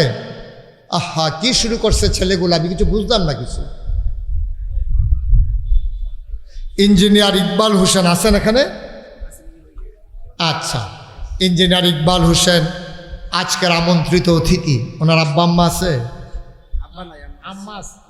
ইকবাল হোসেন আব্বা নাই, মা দুনিয়ায় বেঁচে আছেন। বাবার কবর জান্নাতের টুকরা বানাই দাও, মায়ের দীর্ঘ দীর্ঘ নেক হায়াত দান করে দাও। মাওলা রব্বে করিম, ধন্য মায়ের ধন্য সন্তান, বাবার নামে 20,000 টাকা কবুল আর মঞ্জুর করে নাও। মনের নেক আশা পূরণ করে দাও সবাই কোন আমিন। ও মাওলা রব্বে করিম, জনাব ইঞ্জিনিয়ার ইকবাল হোসেন সাহেব, আল্লাহ তুমি মর্যাদা দিয়েছো, টাকা পয়সা দিয়েছো, বাবারে ভুলে না। বাবার নামে 20,000 টাকা দিয়ে দিল। বাবার কবর জান্নাত বানাও, মায়ের দীর্ঘ দীর্ঘ নেক হায়াত তুমি দান করে দাও সবাই কোন আমিন। 2 নম্বর, একটা লোক আমার দরকার, হুজুর দোয়া করে দেন। মাশাআল্লাহ, জনাব মোহাম্মদ সাইফুদ্দিন, কটক নিবাসী, এই মাদ্রাসার প্রাক্তন ছাত্র, এই মাদ্রাসার ফসল। মাদ্রাসা ছেড়ে গেছে, মাদ্রাসা ভুলে নাই। আমার আদরের সাইফুদ্দিন, ও দিল 30,000 টাকা। বলেন মারহাবা। কবুল করো, মঞ্জুর করো, মনের আশা পূরণ করে দাও। দানের হাদিয়া সোনার মদিনায় পৌঁছে দাও। এমন সোনার টুকরা ছেলে এই মাদ্রাসা যেন পয়দা করতে পারে, সেই তৌফিক দান করে দাও। আমার আদরের সাইফুদ্দিনকে মর্যাদা দিয়েছো, আর মর্যাদা তুমি বাড়াই দাও। আর একটা লোক আমার দরকার, 20,000 টাকা। আছেন? 20,000। 3 নম্বর, একটা লোক আমি প্রাণ ভরে দোয়া করে দেব, মন উজাড় করে দোয়া করে দেব। মাশাআল্লাহ, কি নাম না? জাপান প্রবাসী জনাব মোহাম্মদ ফয়েজ আহমদ, আমার বড় আদরের। তার আব্বা ফয়েজ আহমদ আমার বড় ভক্ত ছিল। ফয়েজ আহমদের আব্বা দুনিয়া থেকে কয়েকদিন আগে বিদায় হয়েছে। বাগান যখন সেজে গেছে, ফুলগুলা যখন ফুটে গেছে, তখন মালি যেমন হারিয়ে যায়, আমরাও যখন বড় হই আমাদের বাবারা তখন হারিয়ে যায়। ফয়েজ আহমদ, আমার আব্বা নাই, আমি বুঝি রে, আব্বা না থাকলে কেমন লাগে। আমার আদরের ফয়েজ আহমদ বাবার নামে এই মুহূর্তে দিয়ে দিল 20,000 টাকা। বলো মারহাবা। কবুল করো, মঞ্জুর করো, মনের আশা পূরণ করে দাও। দানের হাদিয়া সোনার মদিনায় পৌঁছে দাও। কামাই রোজগার রহমত আর বরকত দান করে দাও। 2টা ভাই, ভাই ভাই ঠাই ঠাই হয়ে মিলেমিশে একসাথে চলার তৌফিক দান করে দাও। 50 আর 20 হয়ে গেল 70,000। একটা লোক লাভ দিয়া দাঁড়াও, হুজুর দোয়া করে দেন, আমিও দিয়ে দেব 20,000 টাকা। আর আছেন একজন 20,000 টাকা। ভাই শুধু 10,000 পারতাম না দেখিয়া আমি কি 5,000 দিলে কি দেওয়ার নাই? কেটা কইছে দেওয়ার নাই? অবশ্যই দিবেন আপনি। 5,000 টাকা আছেন না একজন? 5,000? সাইফুল ইসলাম টিটু কটকসারি। সাইফুল ইসলাম টিটু, ওই যে ওই একজন হাত বাড়াইছে, আসেন সামনে আসেন। সাইফুল ইসলাম টিটু, উনি দিছে 5,000। এটা আবার নতুন হিসাব। এই 5,000 আর 7,500 ডালগা আছে ইনশাআল্লাহ। আর আছেন 5,000? রব্বানি কুয়েত প্রবাসী। রব্বানি কুয়েত প্রবাসী, উনি দেবেন 5,000। হয়ে গেছে 10,000, দুইজন হয়েছে। 3 নম্বরে কারা আছেন 5,000? ওই যে মাশাআল্লাহ। আসেন এদিক দিয়ে না আরেকজন আইসিন, আসেন। কি নাম? ফারুক হোসেন। ফারুক হোসেন 3 নম্বরে 5,000। 4 নম্বরে বেটার নাম কিটা? জামাই। আসেন আপনার এই জামাই পিছিয়ে বার করছেন করতে আর জামাই নেই রে। হ্যাঁ মার্শাল্লাহ, আমিও তো এটাই করতে আছি। সামনের বছর মাদ্রাসার পক্ষ থেকে সব জামাইডারে দাওয়াত দিবেন। আল্লাহ যারে কয় করবো সকলবেলা ইনশাআল্লাহ। হ্যাঁ, কে দিল 5,000? আলম। আলম আরেক জামাই, আলম দিছে 5,000। হয়ে গেছে 4 নাম্বার। আল্লাহ আল্লাহ তুমি কবুল করো, সবাই কোনা আমিন। বলি নাই কিছু, এমনিতে 2,000 টাকা দিছি। নাম বলতে চায় না। আরেক ভাই দিছে 2,000। এই লেখাগুলো কি বলতে হবে? নজরুল ইসলাম কটকসার 5,000 টাকা। নজরুল ইসলাম কটকসার 5,000।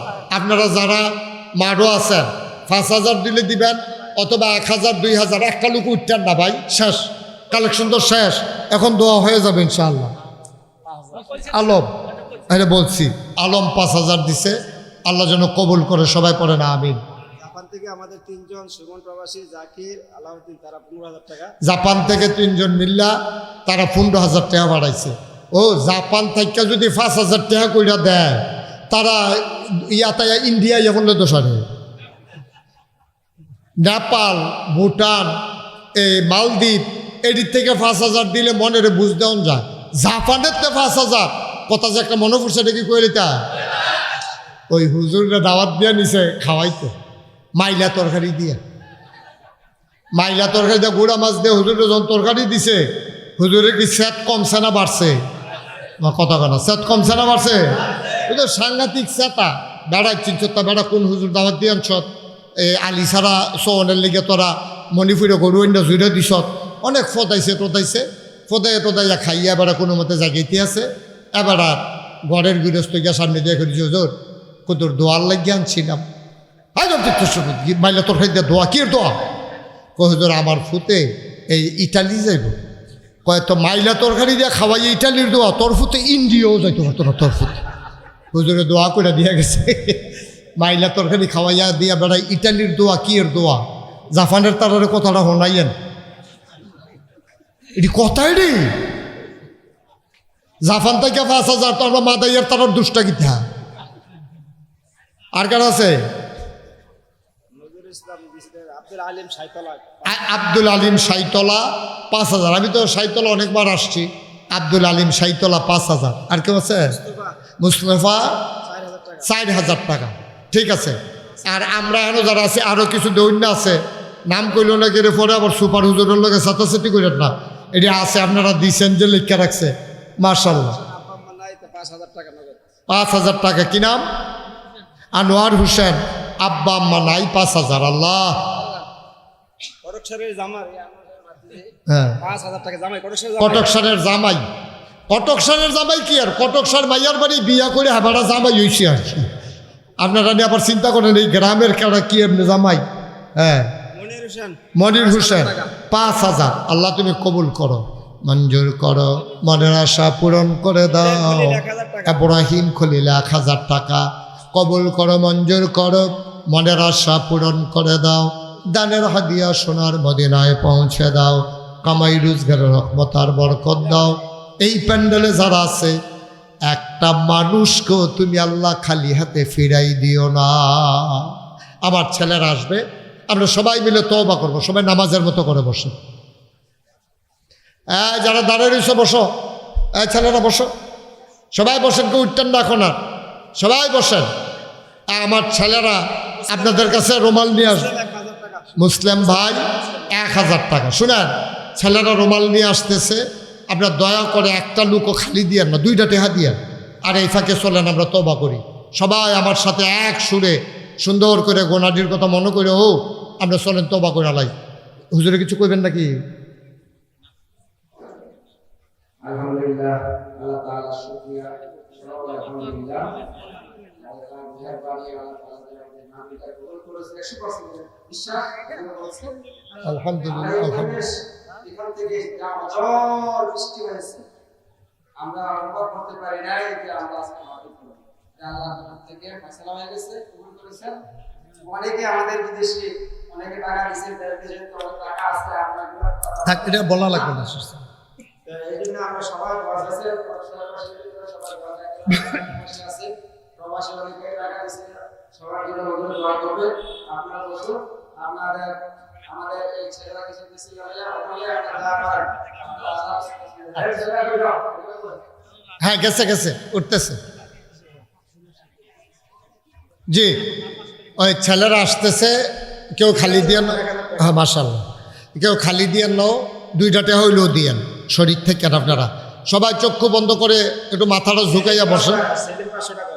আচ্ছা, ঠিক আছে, সবাই আমরা বসি, সবাই আমার সাথে পড়েন। আর ছেলেরা আসলে সবাই যে যা পারেন শরীর থাকেন, সবাই পড়েন। আউযু বিল্লাহি মিনাশ শাইতানির রাজিম, আব্দুল লতিফ মাস্টার। বিসমিল্লাহির রহমানির রহিম। সবাই পড়েন, আউযু বিল্লাহি মিনাশ শাইতানির রাজিম, বিসমিল্লাহির রহমানির রহিম। আস্তাগফিরুল্লাহ রাব্বি মিন কুল্লি যামবি ওয়া আতুবু ইলাইহি লা হাওলা ওয়ালা কুওয়াতা ইল্লা বিল্লাহিল আলিয়্যিল আযীম। হে আল্লাহ, হে আল্লাহ, হে আল্লাহ, ইচ্ছায় অনিচ্ছায় প্রকাশ্যে গোপনে শয়তানের কুমন্ত্রণায় পড়ে, নফসের তাড়নায় পড়ে জীবনে যত গুনাহ করেছি, কবিরা সগীরা শিরক বেদাত সমস্ত গুনাহ থেকে খালেস অন্তরে তওবা করতেছি। হে আল্লাহ, হে আল্লাহ, হে আল্লাহ, গুনাহ মাফ করে দাও, তওবা কবুল করে নাও। আশহাদু আল্লাহ ইলাহা ইল্লাল্লাহু ওয়াহদাহু লা শারীকা লা ওয়া আশহাদু আন্না সাইয়্যিদানা হাবিবানা মাওলানা মুহাম্মাদান আবদুহু ওয়া রাসূলুহু সাল্লাল্লাহু আলাইহি ওয়াসাল্লাম। আমিন, আমিন, আমিন।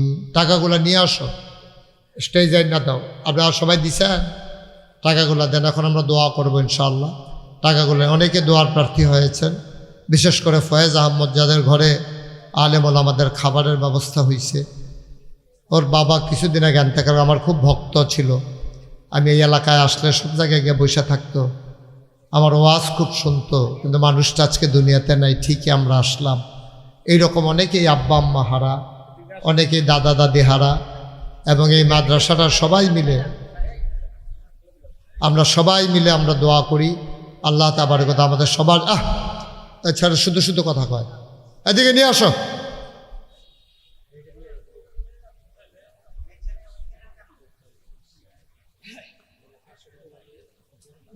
দাউদকান্দি দিয়ে গুঁড়া দিয়ে ইচ্ছা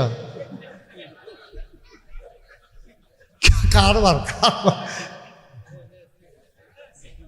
তো এখান দিয়ে ইয়ে পড়বো, হেঁটে না গিয়ে দাউদকান্দি দিয়ে ই করে দেয়। আমিন কর, সবাই কোন আলহামদুলিল্লাহ। যাও, আপনার সবাই শরীক হয়েছেন। এটি পরে পরে করুন। এখন এখন এখন রাখেন, টাকা টুকা রাখেন, সব বন্ধ করেন। এই একটা রুমালের ভিতরে বইটা রাখেন, এখন গোনা যাবে না, পরিবেশ নষ্ট হবে। তো যেই কথাটা বলতেছিলাম, আপনারা তো দীর্ঘদিন ধরে আপনাদের এই এলাকায় আমি মাহফিল করি। আপনাদের সুপার হুজুর আমার সাথে খুব ভালো সম্পর্ক, খুব মহব্বতের দিনই সম্পর্ক। আমারেও খুব মহব্বত করে, আমিও খুব মহব্বত করি। এলাকার মানুষগুলো সহ সবাই আসছেন। ওই যে এবার কালকে অফিস আছে না, এবার আয়ে পড়ছে মনির ভাই, আপনাদের জামাই, ওনারও কালকে ব্যাংকের চাকরি আছে, চলে আসছে। ওনার ওয়াইফ সহ আসছে। আমার মহব্বতের বোন আল্লাহ রাব্বুল ওনাকে নিয়ে এসেছেন। এখানে অনেক জামাইরাও আসছে। তা আমি আরও খুশি হইতাম আগামী বছর যখন মাহফিলের তারিখ হবে, আপনারা জামাইরারের সবাই দাওয়াত দিবেন যে জামাই ঈদের সময় আইলে আইবেন, না আইলে নাই, মাহফিলের সময় আপনারা সবাই আইবেন। তখন হইব কি, ওই মাহফিলের উছিলায় সবাই যখন আইব, তখন একজনের লোক আরেকজনের দেহা হইব, জামাই জামাইরা একটা মহব্বত হইব। এটা দরকার আছে। সব ঘরে ঘরে এই মাহফিলের উছিলায় 2-3টা গরু কটক সার জব হইব, সবাই বাক করে গুস্ত নিব, জামাইরা গরু গুস্ত নিয়ে ভাত খাইব দুগলা। এরপরে তো এই রাত্রেবেলা ওয়াজ শুনবো। এটা একটা সুন্দর আনন্দ ঘন পরিবেশ। যারা চাকরি করে সবাই চলে আসবে চাকরির এই গ্রামে, অন্তত এই রাতের জন্য। আল্লাহ যেন কবুল করে সবাই কোনা হবে। তা হালিম ভাই যখন গেছে, আমি হালিম ভাইকে বলছিলাম, ভাই এই বৃষ্টি বাদলার ভিতরে নিয়েন না, এটা পরিচিত এলাকা আমার, যদি ম্যাকট্যাক নাম্বা জায়গায় মাহফিলটা না করতাম ফলে তারাও কষ্ট পাইবে, আমিও কষ্ট পাইম। এটা কিন্তু আমি মনে মনে চিন্তা করছি, যাক আল্লাহ সুযোগ করে দিছে। তা আমি আল্লাহর খাস মেহরবানি, আমি তো এত কোনো না, কিন্তু ওই শুরুর থেকে ওয়াজ করার কারণে প্রায় 37 বছর হয়ে গেছে আমি ওয়াজ করি। তো ওয়াজ করার সময় চিন্তা করলাম, ওয়াজ তো করি, মানুষের বুঝাই, আমি তো একদিন থাকবো না, এটাই তো বাস্তবতা। তখন আমি চিন্তা করিয়া আমার দরবারে আমি আল্লাহর খাস মেহরবানি 10টা প্রতিষ্ঠান, ওই হালিম ভাই দেখতে আইছে, 10টা প্রতিষ্ঠান আমার দরবারে চলতে আছে। একটা খানকা, একটা আলিম মাদ্রাসা, একটা নুরানি মাদ্রাসা, হাফিজিয়া মাদ্রাসা, দাতব্য চিকিৎসালয়, গণপাঠাগার, গবেষণাগার, ছাত্রাবাস, ইয়াতিমখানা, মসজিদ। আমার মসজিদের খবর আপনারা শুনছেন নি সবাই? 30 কোটি টাকা ব্যয়, প্রাক্কলিত ব্যয়দর্শী 30 কোটি টাকা। আপনার জামাই যে মনির ভাই আবারও দেখতে আইছে, 30 কোটি টাকা এই বাজেট ধইরা মসজিদের কাম শুরু করছি। মসজিদের কাম শুরু করার সময় মাথার ভিতরে ঢুকলো, মসজিদ তো কত জায়গাতে হয়, কিন্তু ফাড়ায় ফাড়ায় গ্রামে গ্রামে লোক আছে, হাসপাতাল তো নাই। তখন আমি চিন্তা করলাম, নিচতলায় হাসপাতাল, দোতলায় মসজিদ, 3 তলায় এরকম মসজিদ। আমার যে মসজিদরা, এটার ভিতরে নামাজ পড়তে পারবো 6000 লোক। মারহাবা কইতেন না? নিচতলা হাসপাতাল, নিচতলা হাসপাতাল, ফ্রি হাসপাতাল। এখানে অসহায় গরিব মানুষেরা চিকিৎসা নেবে, কোনো টাকা টুকা লাগবে না। ধনী যারা তারা টেহা দিয়া চিকিৎসা নিব, আর গরিব যারা ওই ধনীর টেহা দিয়া গরিবে চিকিৎসা নিয়ে বাজ্যে বোগা। মারহাবা কর না কেন? আমি চিন্তা করলাম, এই নিচতলায় চিকিৎসাটা লইয়া শরীরটা একটু ভালো হইয়া উঠলে, এরপরে যাইতে নিচে হইব শরীরের চিকিৎসা, দোতলা হইব মনের চিকিৎসা। শরীরটা ভালো হইয়া উঠলে 2 রাকাত নামাজ পড়া, এবার মনটারে ভালো করে দোয়ার তরফ করতে করতে বা সুবহানাল্লাহ না কেন। এই মসজিদটা আমার 30 কোটি টাকা প্রজেক্টের মসজিদ। আগামী 19 তারিখ, আজাদ হইল 30 তারিখ, আর এই মাসে আছে 1 দিন, এর পরের মাসের 19 তারিখ, 20 দিন পরে আমার মসজিদের দোতলার ছাদের ডালাই হইব। ইঞ্জিনিয়ারে যে গেলাম, ডালাইয়ে কীরকম লাগবো? কই হুজুর, এই ডালাইয়ের ভিতরে 1000 বস্তা সিমেন্ট লাগবে। এবার এটির লগে রড, এটির লগে পাথর, এটির লগে সুরকি, সিলেট সেন মিলাইয়া, রাজমিস্ত্রি খরচ মিলাইয়া প্রায় 1 কোটি টাকার উপরে শুধু দোতলার ছাদ রাখবে। মারহাবা কোন না কেন? আমার এই মসজিদটা আমার একটা স্বপ্ন। আমি এখন যে মাহফিলতে যাইম, যে মসজিদের কাছে নেই মালা, মসজিদের তো আমার রুমটা একটু দূরে, জায়গাটা হইল 18 একর, 1800 শতক। মারহাবা কোন না? 1800 শতক আমার এরিয়াটা। এইটার ভিতরে মসজিদ এক মাতাত, আমি থাই আরেক মাতাত। সেই মাতাতে আপনি দেখলে আমারে চিনতেন না, মনে করবেন কেডা জানি খেয়ে রয়েছে। আমি কোনো হালিম ভাইয়ের এই মাতাত চিনছি না। এইরকম মাশাআল্লাহ বড় এরিয়া। আমার মাদ্রাসা মসজিদে আমার একটা স্বপ্ন, আমি মসজিদের কাছে গিয়া দাঁড়াইয়া দাঁড়াইয়া মাঝে মাঝে কান দি, আল্লাহ এত বড় কাম যে শুরু করলাম, শেরজানি করতাম পারিনি। আল্লাহর কাছে চাই প্রত্যেক শুক্রবারে, তারপরে প্রত্যেক সময় যখনই বসি, এতিম বাচ্চাদেরকে নিয়ে মাদ্রাসার ফলাফেন্ডে নিয়ে দোয়া করিও। আমার এই মসজিদটা আমার একটা স্বপ্ন। একা একা 30 কোটি টাকা ব্যয়ে মসজিদ করা, আমি কোনো এত ধনী মানুষ না। তারপরে আমি নিয়ত করছিলাম, যে এক বছরে মাহফিল করে যত টাকা হাদিয়া পাই পুরো এক বছরের হাদিয়া আমি মসজিদে দিয়া দেব ইনশাআল্লাহ। থুবাইয়া থাবাইয়া 25 লাখ, মারহাবা কর না, 25 লাখ টাকা জমাইয়া এক বছরে দিয়া তারপরে মসজিদের কাম শুরু করছি। প্রায় 6 কোটি টাকা আমার মসজিদে এই পর্যন্ত খরচ হয়ে গেছে। আমি সবার কাছে দোয়া চাই, আপনারা খাস করে আমার লেগে দোয়া করবেন, আল্লাহ যেন মসজিদটা আমার দিয়া শেষ করায়, এর দূর হায়াত যেন আমি পাই। সবাই কোন আমিন। মসজিদের কামটা যেন শেষ করতে। আর যদি আপনারা মনে করেন যে হুজুর আপনি তো সারা জীবন আমাদের এখানে পরিশ্রম করলেন, এই মসজিদটা আমি 100টা টাকা দিয়া হুজুর আমি শরীক থাকতাম চাই, এত বড় মসজিদ হইব, কুমিল্লার একটা অহংকার গর্ব, এই পরিচিতি সারা পৃথিবীতে ছড়াই যাবে। আপনি যদি মনে করেন হুজুর আল্লাহ আমার অনেক দিছে 1000 টাকা আমি আব্বার নামে আপনার মসজিদটা দিতাম, মোস্ট ওয়েলকাম। আল্লাহর নবী কত বড় কথা কইছে, মাম বানা লিল্লাহি মসজিদান বানাল্লাহু লাহু বাইতান ফিল জান্নাহ, যে একটা মসজিদ বানাইবো আল্লাহ বলে জান্নাতও তার জন্য ঘর বানাইবো। সুবহানাল্লাহ কইতেন না? আমি 1000 টাকা দিয়ে জান্নাতও ঘর বানাইতাম পড়া, আল্লাহ যদি এটার উসিলায় দেয় আমারে লাগতো না। আল্লাহর খাস মেহরবানি আমার মসজিদটা আপনারা খুশি মনে দিলে আমি খুব খুশি ইনশাআল্লাহ। 1000 মাশাআল্লাহ। আনোয়ার ভাই মাশাআল্লাহ, আনোয়ার ভাই নগদ দিছে আমার মসজিদের লাগিয়া 1000 টাকা। আলামিন এই মাদ্রাসার ছাত্র তো মাশাআল্লাহ বুড়ো হয়ে গেছে গো, হুজুরার জানি কি নমুনা কি গো। হ্যাঁ, আলামিনে এই মাদ্রাসার ছাত্র 1000 টাকা দিছে। আমাদের ওসি সাহেব উনি দিছে 1000, আমরা সভাপতি উনি দিছে 500। মাশাআল্লাহ। এই যে আরেক ভাই কিন্তু বেশি দেখা যায় দি, আমি কই 1000 হেপাটা দিয়া লাইছে 2000। কখন রাখেন মাশাআল্লাহ। হ্যাঁ, আরেক ভাই মাশাআল্লাহ উনি দিছে 500। ফয়েজ, হ্যাঁ জাপানি ফয়েজ এই দিছে 1000। আরেকজন নাম বলতে চায় না 1000। জামাই আইতে আছে, এই তো মাশাআল্লাহ। হ্যাঁ মাশাআল্লাহ, আল্লাহ আল্লাহ তুমি কবুল করো। এটি তো থাকবো, আমরা কি থামনি? মসজিদকে আবার কবরও দিয়া লাগবো নি? আমি যে কইতে আছি জামাই একজন দিছে, আরো জামাই আছে মাশাআল্লাহ। আরেক ভাই 200 টাকা দিছে, জামাইয়ে দিছে 1000 টাকা। একজনও খালি যাইয়েন না। হ্যাঁ, আল্লাহ ডাইলা দিব, লইয়া কুলাইতেন পারতেন। আল্লাহর ঘর মসজিদ, আমারও দর দিতেন না, মসজিদও দিবেন। আমি নিজে তো 25 লাখ টাকা দিছি ইনশাআল্লাহ। আল্লাহ দেওয়াইছে আমারে দিয়া, আমরা সবাই মিল্লা এটা দাঁড় করাইতাম, ফলে একটা ইতিহাস হইব। শাকের জামাই বালা ইয়েও তো বেয়াইও তো বালা পড়ছে মাশাআল্লাহ। আপনার মাশাআল্লাহ নাম বলতে চায় না, বেয়াইয়ে দিছে 1000, নাম বলতে চায় না, আরেকজনের দিছে 1000। আল্লাহ তুমি কবুল করো মাশাআল্লাহ। হ্যাঁ মাশাআল্লাহ। আরেক ভাই উনি দিছেন 200 টাকা মাশাআল্লাহ। আল্লাহ দেওয়ার মালিক, আমরা চেষ্টা না করা, আল্লাহ দাঁড় করাই দিব। একজন লোকও খালি যাইয়েন না। আমার আবদার আছে আপনার কাছে, 2টা টাকা হইলেও দিবেন, 2টা। এই 2-1জন একটু ঢুকো, মাসুম মাওলানা মাসুম সাহেব একটু ভিতরে যান। মাশাআল্লাহ। আবুল ভাই কটকসার নিবাসী 1000 টাকা দিছে। আমার লোকজন আসতেছে। হ্যাঁ আপনার মাশাআল্লাহ 500। আমার এক ভাই 500 টাকা দিচ্ছে মাশাআল্লাহ। কটকসার আরেক জামাই 1000 টাকা মাশাআল্লাহ। আর যদি 200-300 জামাই থাকতো কি কারবারটা হইল? হ্যাঁ 200-300 জামাই আইলে হৌরা বুঝি জাগা তো বাহিরে হে কাম লাগলো, হৌরে রাস্তায় রাস্তায় আটবো, জামাইরে হতাইবো, জামাই দিকে ঘরের বাইরে রাখবো। হ্যাঁ মাশাআল্লাহ। আল্লাহ তুমি কবুল করো। বিভিন্ন জায়গা থেকে সামনের দিনে সুন্দরকে মাঝে মায়া কইরানো সকলে আল্লাহ দিব, দেখবেন মায়া কইরান। একজন লোকও খালি যাইয়েন না।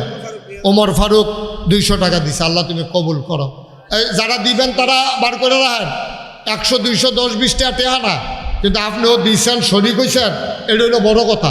যে আমি 2টা টাকা দিছি নাকেশ বড় মসজিদ, খারাপ কি? না দেউন তো আমি বালা, আমি 2 টাকাই দিছি আর কি, না দেউন বালা। আমি না হইলে কম, আমি পারছি না, 2 টাকা দিছি, অসুবিধা কি? একবারে খালি যাওয়ার চাইতে 2 টাকা দেওয়াও ভালো। আমার বাচ্চারা সোনামণি যারা, তোমরাও দিও 2 টাকা, 10 টাকা, 20 টাকা, গরিব হইতেন না কেউ। আল্লাহ আল্লাহ তুমি কবুল করো, কবুল করো, কবুল করো। তো অনেকে দোয়া চেয়েছেন, আমরা সবাই মিলে দোয়া করব। বিশেষ করে আল্লাহর শুকরিয়া আদায় করে শেষ করা যাবে না। আবারও বলি যে আল্লাহ নেয়ামত ঢাইলা দিছে মাশাআল্লাহ। এই মাদ্রাসার প্রাক্তন ছাত্র, সেও দিছে মসজিদের জন্য 500 টাকা। আল্লাহ যেন কবুল করে। মাশাআল্লাহ। দেন সবাই মিলে শরীক থাকেন আর আমরা সবাই মিলে দোয়া করি। আল্লাহুম্মা আমিন। মায়েরা বোনেরা ঘরের কোনায় বসে হাত বাড়ান, দোকানে পাটে হাটে ঘাটে মাঠে রাস্তায় যে যেখানে আছেন হাত বাড়ান। আল্লাহর দরবারে আমরা ভিক্ষা চাই। আল্লাহুম্মা আমিন। রব্বানা যালামনা আনফুসানা ওয়া ইন লাম তাগফির লানা ওয়া তারহামনা লানাকুনান্না মিনাল খাসিরিন।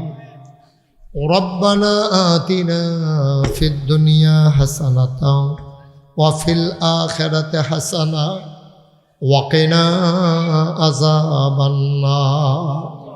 আয় আল্লাহ তাআলা, তোমার কুদরতি পায়ে ধরে ভিক্ষা চাই। আমরা গুনাহগার বান্দা হইতে পারি, তোমাকে ভুলে যাওয়ার মতো বান্দা আমরা না। আল্লাহ, আমরা তোমাকে ভুলে যাই নাই। তুমি তাকায়া দেখো, এই প্রচন্ড গরমের মাঝে ওয়াজের সিজন না বৃষ্টি বাদলার সিজন, তোমার বান্দারা কেমন করে দৌড়ে দৌড়ে সে বসে গেল। মাওলা মাবুদ, আমরা যারা হাত বাড়াইলাম, আমি ধনী বুঝি না, গরিব বুঝি না, আমি মূর্খ বুঝি না, শিক্ষিত বুঝি না, আমি পুরুষ বুঝি না, মহিলা বুঝি না, আমি নেককার বুঝি না, গুনাহগার বুঝি না, আমি যুবক বুঝি না, বৃদ্ধ বুঝি না। এই মুহূর্তে যারা হাত বাড়াইল, একটা হাত তুমি মাওলা খালি ফিরাইয়া দিও না। আমাদের যাদের আব্বা আম্মা দুনিয়ার মায়া ছেড়ে কবর দেশে ঘুমিয়ে আছেন, আব্বা আম্মার কবর তুমি মাওলা জান্নাতের টুকরা বানাইয়া দাও। আয় আল্লাহ তাআলা, আমাদের যার যত অভাব আছে তুমি দূর করে দাও, যার যত পেরেশানি আছে উদ্ধার করে নাও, যারা ঋণগ্রস্ত ঋণ মুক্ত বানাইয়া দাও, যারা অসুস্থ শিফায়ে কামেলা নসিব করে দাও, যারা মুরব্বী দীর্ঘ দীর্ঘ নেক হায়াত তুমি দান করে দাও। এই মাদ্রাসার আসাতাজে কেরাম সবার আমার কাছের মানুষ, বন্ধু মানুষ গো মাওলা, তুমি তাদেরকে ওয়ারাসাতুল আম্বিয়ার দরজা দান করে দাও। আয় আল্লাহ তাআলা, এই গ্রামের আত্মীয় স্বজনেরাও মাহফিলের কথা শুনে দৌড়ে দৌড়ে হাজির হয়েছেন। আয় আল্লাহ, সবাইকে তুমি মাওলা কবুল আর মঞ্জুর করে নাও। আয় আল্লাহ তাআলা, টাকা দিল, পয়সা দিল, বুদ্ধি দিল, পরামর্শ দিল, মাহফিলে হাজির হইল, যে যেমন করে মাহফিল সাজাইল, কিয়ামতের দিনে মুসিবতের সময় আজকের মোনাজাতকে তুমি মাওলা সবার জন্য নাজাতের উসিলা বানাইয়া দিও। আমি আসি আর না আসি, আমি থাকি আর না থাকি, আজকের এই মাহফিল উপযুক্ত খাদেম দিয়া কিয়ামত পর্যন্ত তুমি মাওলা কায়েম আর দায়েম রেখে দিও। মাওলা রব্বে করিম, এই বাংলাদেশকে তুমি কবুল আর মঞ্জুর করে নাও। সকল প্রকারের ষড়যন্ত্রের হাত থেকে আমার এই বাংলাদেশকে তুমি মাওলা হেফাজত করে রাখো। তোমার জমিনে তোমার দিন কায়েম করে দাও। ভালো মানুষ আমাদের মাথার উপরে শাসক হিসেবে পাঠাই দাও গো মাওলা। ইয়া রাব্বাল আলামিন, ও মাওলা রব্বে করিম, আভ্যন্তরীণ ষড়যন্ত্র বহির্শত্রুর হাত থেকে আমার দেশকে তুমি হেফাজত করে রাখো। আমার কলিজার টুকরা যুবকগুলারে দিনের খাদেম বানাইয়া দাও। মাওলা এই মাদ্রাসাকে ছাত্রছাত্রী দিয়া ভরপুর করে দাও। এই মাদ্রাসাটাকে আলেম মাদ্রাসা হিসেবে তুমি কবুল আর মঞ্জুর করে নাও।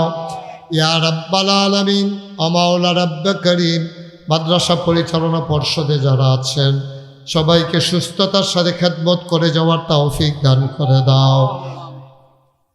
আল্লাহ তাআলা, যে যেমন করে দানের হাত বাড়িয়ে দিল, দানগুলোকে তুমি কবুল আর মঞ্জুর করে নাও। আয় আল্লাহ, মসজিদের জন্য আমি যেমন করে চাইলাম তৌফিক অনুযায়ী দ্বারা শরিক হয়েছে, সবার এই দানগুলোকে তুমি মাওলা কবুল আর মঞ্জুর করে নাও। আয় আল্লাহ, 19 তারিখে মসজিদের দোতলার ছাদের ঢালাই হবে, তুমি মাওলা কবুল আর মঞ্জুর করে নাও। আয় আল্লাহ তুমি কবুল করো আল্লাহ, আল্লাহ তুমি কবুল করো আল্লাহ। ইয়া রাব্বাল আলামিন, আমাদের সবাইকে তুমি কবুল আর মঞ্জুর করে নাও। আয় আল্লাহ মাওলা রব্বে করিম, মাদ্রাসার যত অভাব আছে দূর করে দাও, যত চাহিদা আছে তুমি পূরণ করে দাও। রব্বানা ফাগফির লানা যুনুবানা ওয়া কাফফির আন্না সাইয়্যাতিনা ওয়া তাওয়াফফানা মাল আবরার। আমিন আমিন আমিন ইয়া রাব্বাল আলামিন। কেমনে শুকরিয়া জানাইতাম মাওলা রব্বে করিম। আয় আল্লাহ তাআলা এলাকাবাসীর উপরে তুমি রহমত করেছ, মাহফিলটাকে বৃষ্টিমুক্ত রেখে অনুকূল আবহাওয়া দান করেছ গো মাওলা। তুমি মাওলা আমাদের প্রতি রাজি থেকে, আমাদের প্রতি সুখী থেকে, যেই দিন আমরা শেষ আমাদের জীবনের সূর্য ডুবে যাওয়ার সময় হয়ে যাবে, তুমি রাজি থেকে তোমার হাবিবকে রাজি রেখে আমাদের কণ্ঠে ওই মধুর কলেমা তুমি জারি করে দিও, লা ইলাহা ইল্লাল্লাহ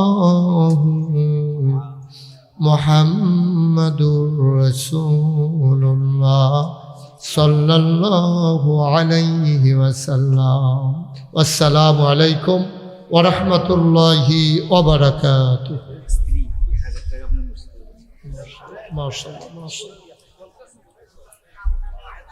দোয়া করেন, ইনশাআল্লাহ দোয়া তো হয়েছে। কি অবস্থা? আচ্ছা আলহামদুলিল্লাহ ভালো।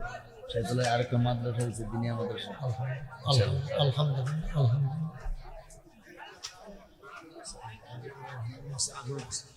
বলে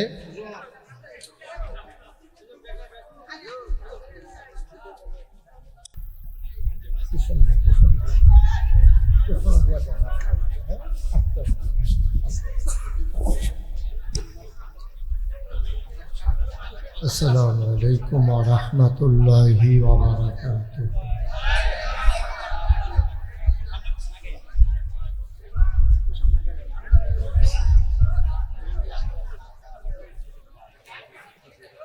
আলহামদুলিল্লাহ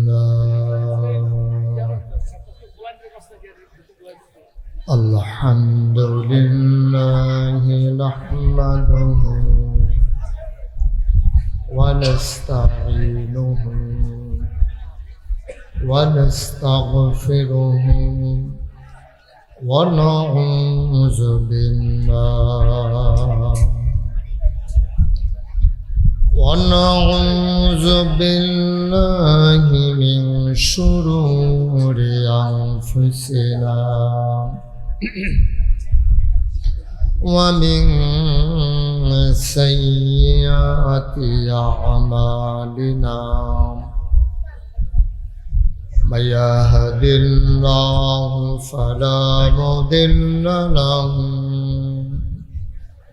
ومن يضلله فلا هادي له ونشهد أن لا إله إلا الله وحده لا شريك له ونشهد أن سيدنا وحبيبنا ومولانا محمدا عبده ورسوله الذي أرسله بالحق بشيرا ونذيرا وداعيا إلى الله بإذنه وسراجا منيرا. قال الله تعالى في القرآن المجيد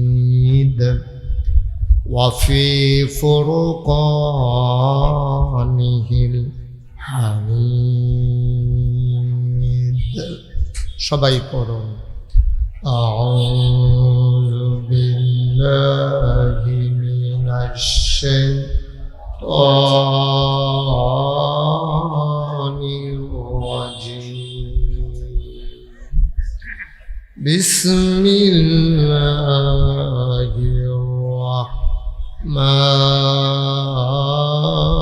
الرحمن الرحيم إن الله وملائكته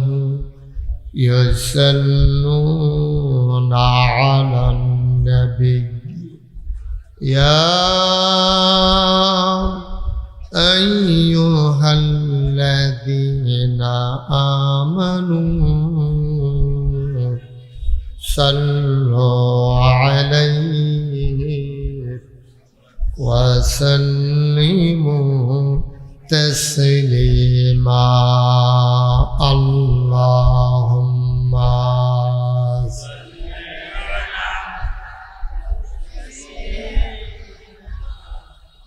আপনি বাতাস করা যাবে না ফ্যান আছে তো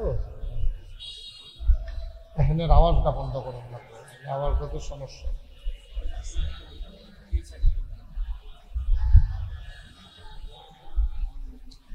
জোরে সুরে মহব্বতের সাথে গলা ছেড়ে দিয়ে পড়ুন আল্লাহুম্মা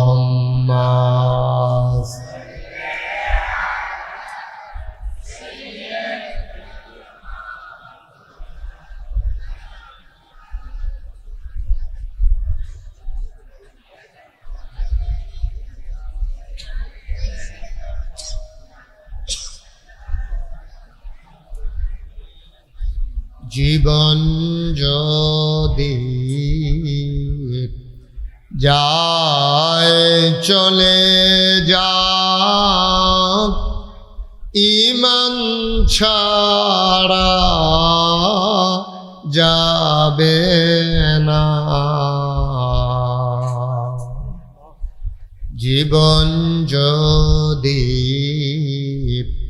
যায় চলে যাক ইসলাম ছাড়া যাবে না ঈমান যদি ছাড়ো বন্ধু ইসলাম যদি ছাড়ো বন্ধু আল্লাহর জান্নাত পাবে না আল্লাহুম্মা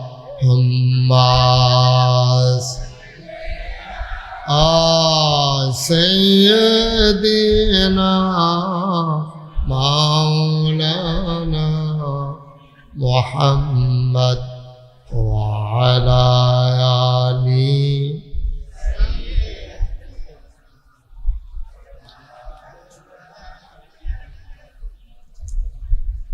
وعلى آله سيدنا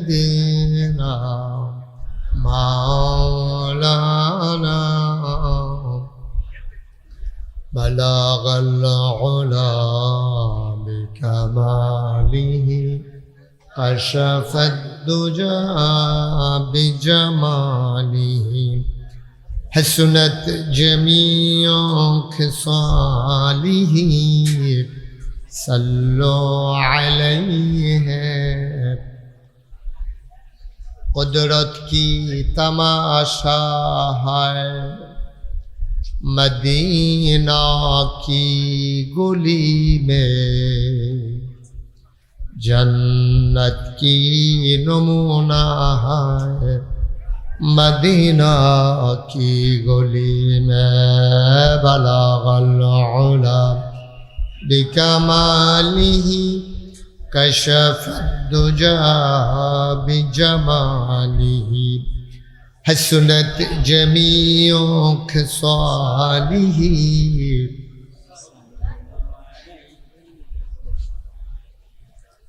سلموا يا قوم بل صلوا على صدر الامين مصطفى ما جاء إلا رحمة للعالمين اللهم صل وسلم وبارك عليه لا إله إلا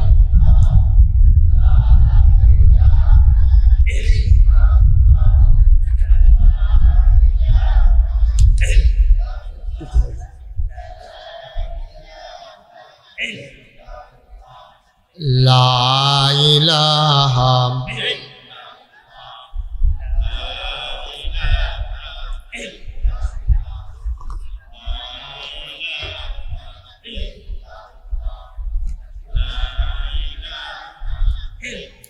لا إله إلا الله محمد رسول الله صلى الله عليه وسلم اللهم صل وسلم وبارك عليه সবাই পড়ি আলহামদুলিল্লাহ। আল্লাহ তাবারক ওয়া তাআলার দরবারে আমরা লাখো কোটি শুকরিয়া জ্ঞাপন করছি, যিনি আমাদেরকে ঐতিহ্যবাহী ঐতিহ্যধন্য দেবিদ্বার উপজেলাধীন অটকসার ইসলামিয়া দাখিল মাদ্রাসার উদ্যোগে 32তম তাফসীরুল কোরআন মাহফিল উপলক্ষে আজ 30 আগস্ট রোজ শনিবার বরকতময় দিন শেষে এখনো যখন আকাশে মেঘের ঘন ঘটা, মাগরিবের আগ পর্যন্ত যখন ছিল বৃষ্টির রিমঝিম বরিশন ধারা, কর্তৃপক্ষের মনে আতঙ্ক ধরিয়ে দিয়েছিল মাহফিল করা যাবে কি যাবে না।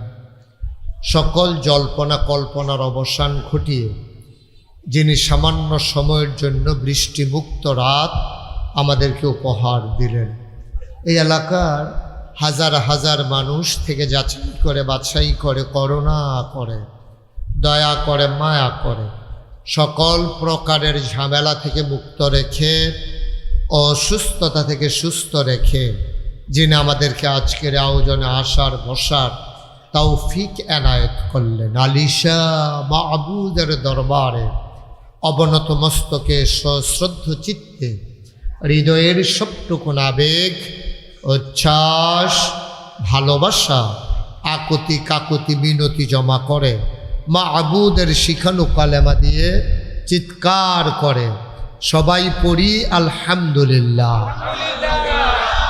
জনাব সাহেবে সদর আজকের এই মাহফিলের জনাব সভাপতি, এই এলাকার মুরব্বী জনাব আলহাজ আব্দুর রব মাস্টার সাহেব, আমি মাস্টার বলতে বিব্রত বোধ করছি, জনাব আব্দুর রব স্যার আমাদের অনেকেরই শিক্ষক, যিনি বয়সের ভারে নজো হয়ে গেছেন কিন্তু চেতনায় এখনও নবীন।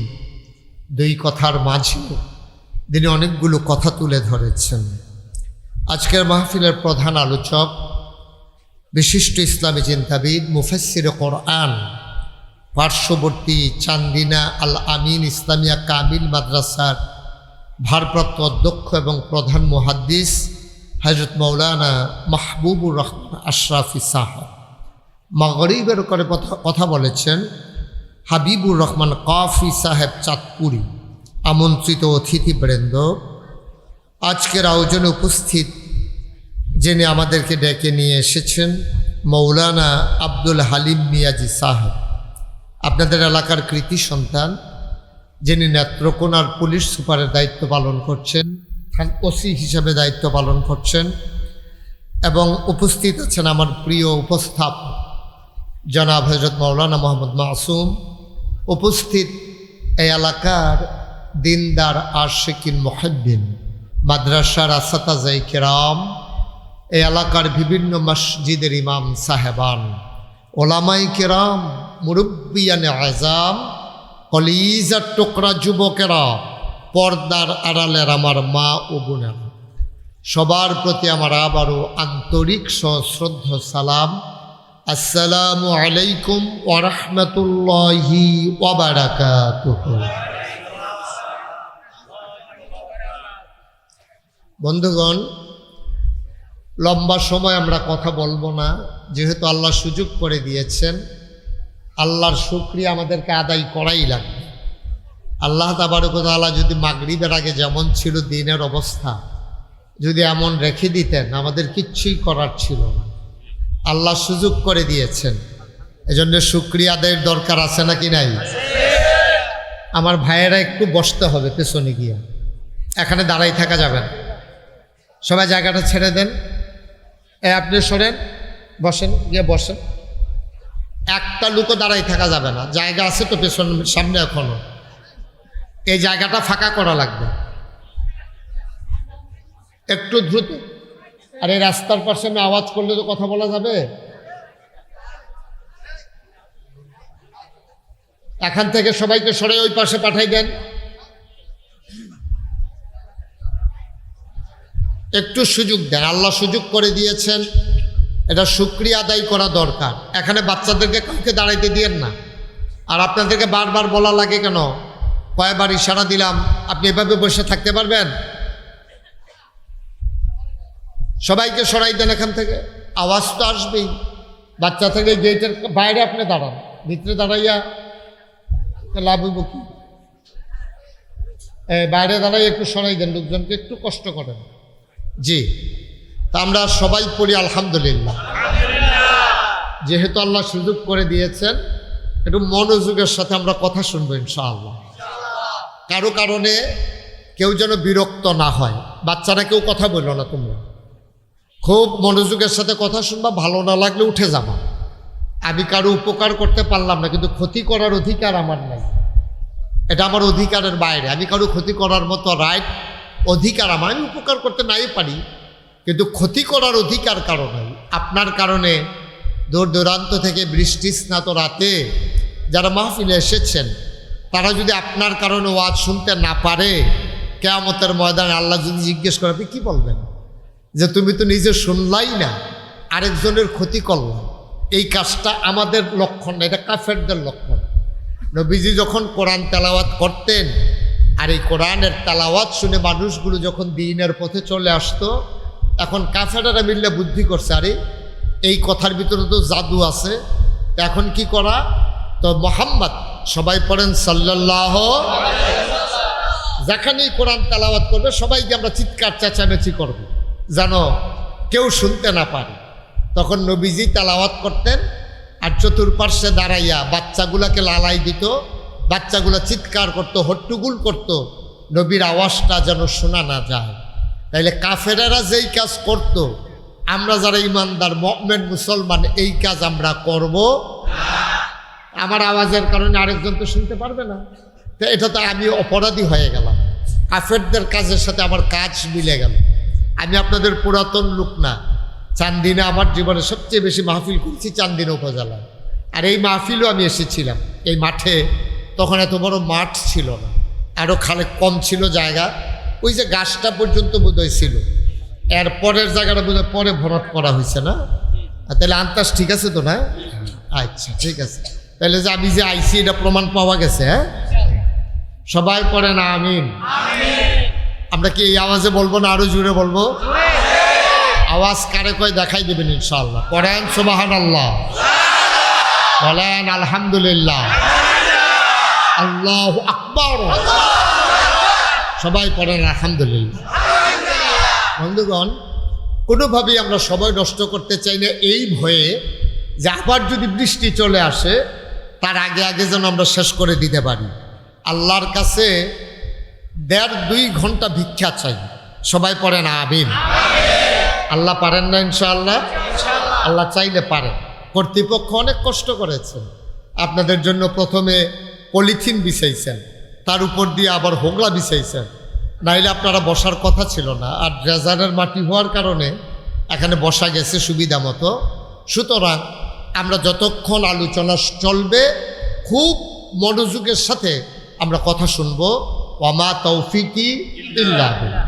আল্লাহ যেন সুযোগ দান করে সবাই পড়ে আমিন। বন্ধুগণ, আপনারা এর ভিতরে কথা শুনেছেন, আমার পূর্ববর্তী আলোচকগণ অনেক সুন্দর সুন্দর কথা আপনাদেরকে শুনিয়েছেন। আমি আপনাদেরকে যেই কথাগুলো বলতে চাই, আল্লাহ যেন সেই কথাগুলো আমাকে এবং আপনাদেরকে সবাইকে আমল করার তৌফিক দান করে সবাই পড়ে না আমিন। বন্ধুগণ, আপনি যদি যে কোনো একটা নতুন জিনিস বানাইতে চান, খুব খেয়াল করে শুনে, আপনি মনে করেন একটা যে কোনো জিনিস বানাবেন, ঘর বানাবেন। এখন ঘর বানানোর পরে আপনি কাঠ আনছেন, টিন আনছেন, পালা আনছেন, সব আনছেন। এখন মিস্ত্রি যারা আনছেন ঘর বানানোর জন্য, সে আইসা বলে, ভাই কি ঘর বানাইবেন, কি দোসালা না চৌসালা না বারান্দা দিয়া, কোন ঘর বানাবেন? তখন আপনি কইছেন, আমি একটা ঘর দেখছি খুব সুন্দর, এই ঘরটার মতো ঘর বানাইতে চাই। আপনি দেখছেন, আমি তো দেখছি না। তখন উনি মোবাইল থেকে বাইর করে দেখাইছে, কই মুন্সিগঞ্জ গেছিলাম, গিয়া দেখছি এইরকম ঘর, এটা পারবেন না? কয় আপনি দেখান শুধু। তখন ওনারে মোবাইলের ভিতরে দেখাইছে, মিস্ত্রি বুঝছে যে এই ঘরটার মতো ঘর উনি বানাইতে চায়। মুসলমান, আমরা যারা মুসলমান হিসেবে পরিচয় দিতে চাই, আমরা মুসলমান হতে চাই। আপনি যদি বলেন, হুজুর কেমন মুসলমান হতে চাই, এজন্য আল্লাহ তাবারক ওয়া তাআলা আপনি মুসলমান কেমন হবেন, কোরআনুল কারীমে আমার আল্লাহ রাব্বুল আলামিন সেই উদাহরণ সুন্দর করে তুলে ধরেছেন। বলেন সুবহানাল্লাহ। আল্লাহ রাব্বুল আলামিন কোরআনুল কারীম ওয়াজ করে দিলেন, লাকাদ কানা লাকুম ফি রাসূলিল্লাহি উসওয়াতুন হাসানাহ। ও কটকসার মাহফিলের মানুষ, তোমরা যদি সুন্দর মানুষ হতে চাও, তোমরা যদি আদর্শ মানুষ হতে চাও, তোমরা যদি ভালো মানুষ হতে চাও, মৃত্যুর পরে সবাই মিলে তোমার জন্য আফসোস করবে এমন একটা জীবন যদি তুমি সাজাতে চাও, তোমার জন্য উত্তম আদর্শ, তোমার জন্য নমুনা, তোমার জন্য মডেল, তোমার জন্য আইডল, তোমার জন্য আইকন, তোমার জন্য উসওয়াতুন হাসানাহ তিনি নবী মুহাম্মদুর রাসূলুল্লাহ সাল্লাল্লাহু আলাইহি ওয়াসাল্লাম। বলেন সুবহানাল্লাহ। ওই যে ঘর কেমন বানাইতে চান, আপনি কেমন মানুষ হতে চান?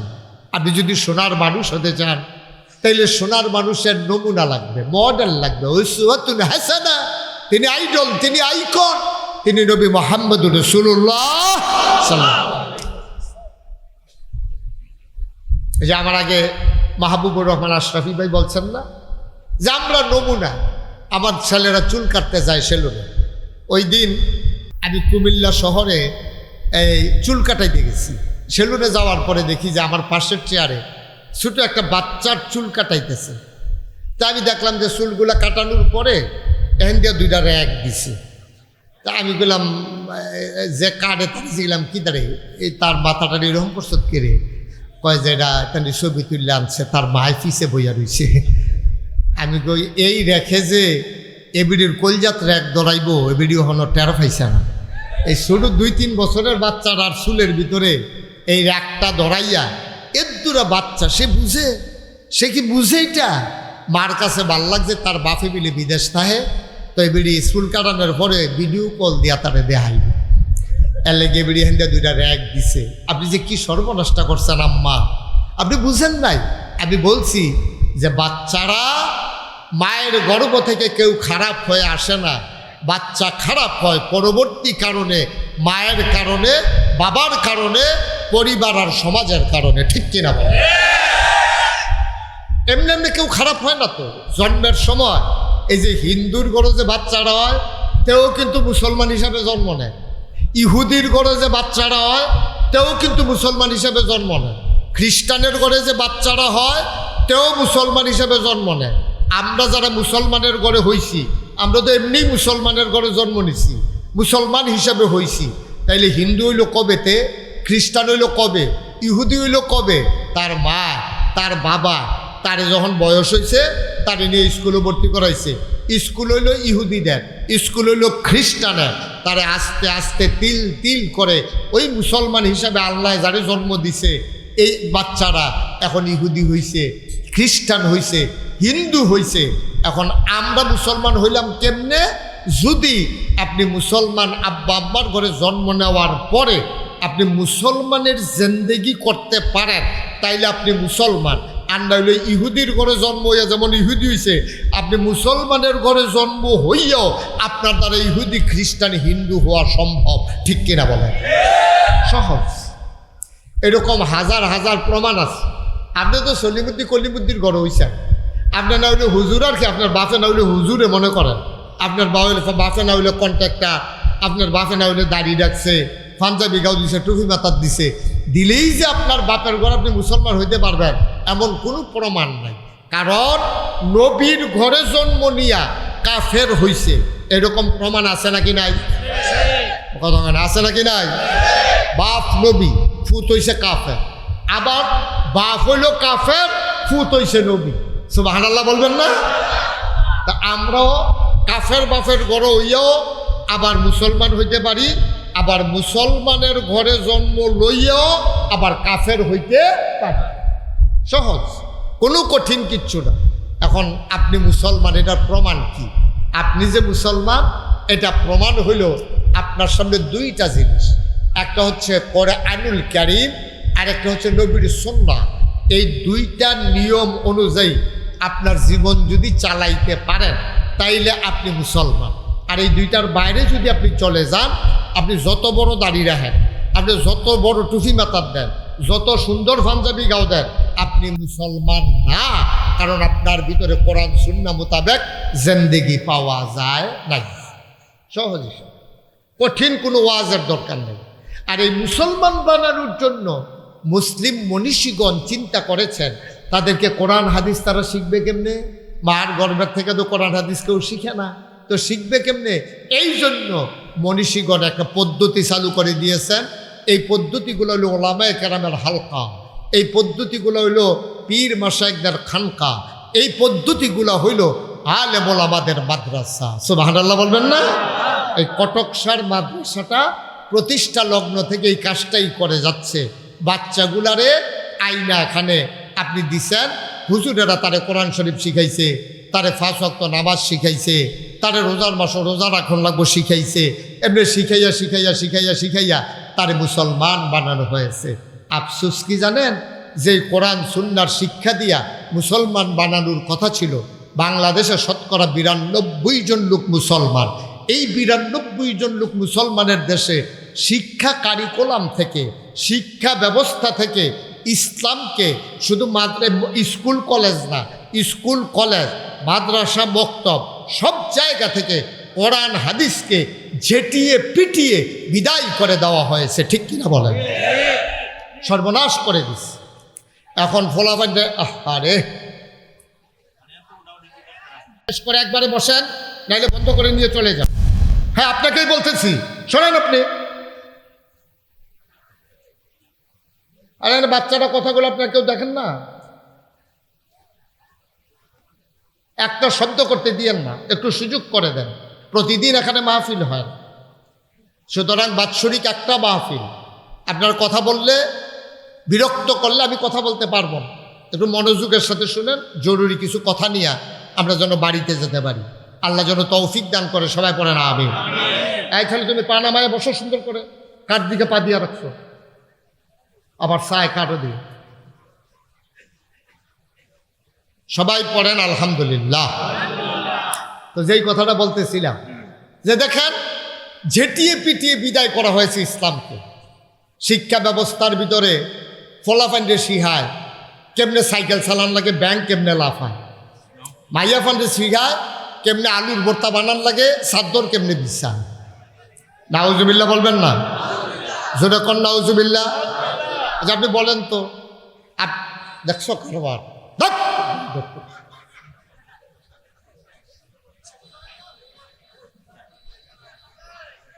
দয়া করে সবার মোবাইলগুলো নামান। আপনি মোবাইল ধরে আপনার পিছনের লোক দেখে এভাবে না রেকর্ড হয়, না শোনা হয়। একটু সুযোগ করে দেন, এতবার বলা লাগবে তো আর ভাল লাগবে না।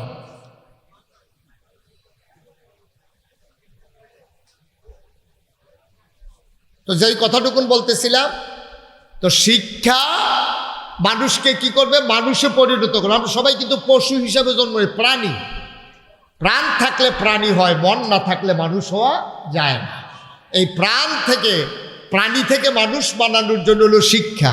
আর এই শিক্ষার ভিতরে কেমনে আলুর ভর্তা বানাইব, কেমনে চাদর বিছাইব, ব্যাংক কেমনে লাফায়, সাইকেল কেমনে চালায়, তারপরে ছেলে মেয়েদেরকে ফ্রি, যেন তারা পরস্পর ফ্রি হইতে পারে, তাদের জন্য ফ্রি মিক্সিং, অর্থাৎ ছেলেকে মেয়েকে আলাদা করে দেওয়া হয়, যে তারা যেন পারস্পরিক মিলেমিশে লেখাপড়া করতে পারে। অর্থাৎ ইসলামকে ধ্বংস করার জন্য যা কিছু করা দরকার সব কিছু সুনিপুণভাবে, সুচারুরূপে, পরিকল্পিতভাবে সরকারি এই প্রণোদনা টাকা খরচ করে আমার জাতিকে ধ্বংস করার জন্য সেই কাজটা করা হয়েছে বিগত সরকারের আমলে। ঠিক কিনা বলেন?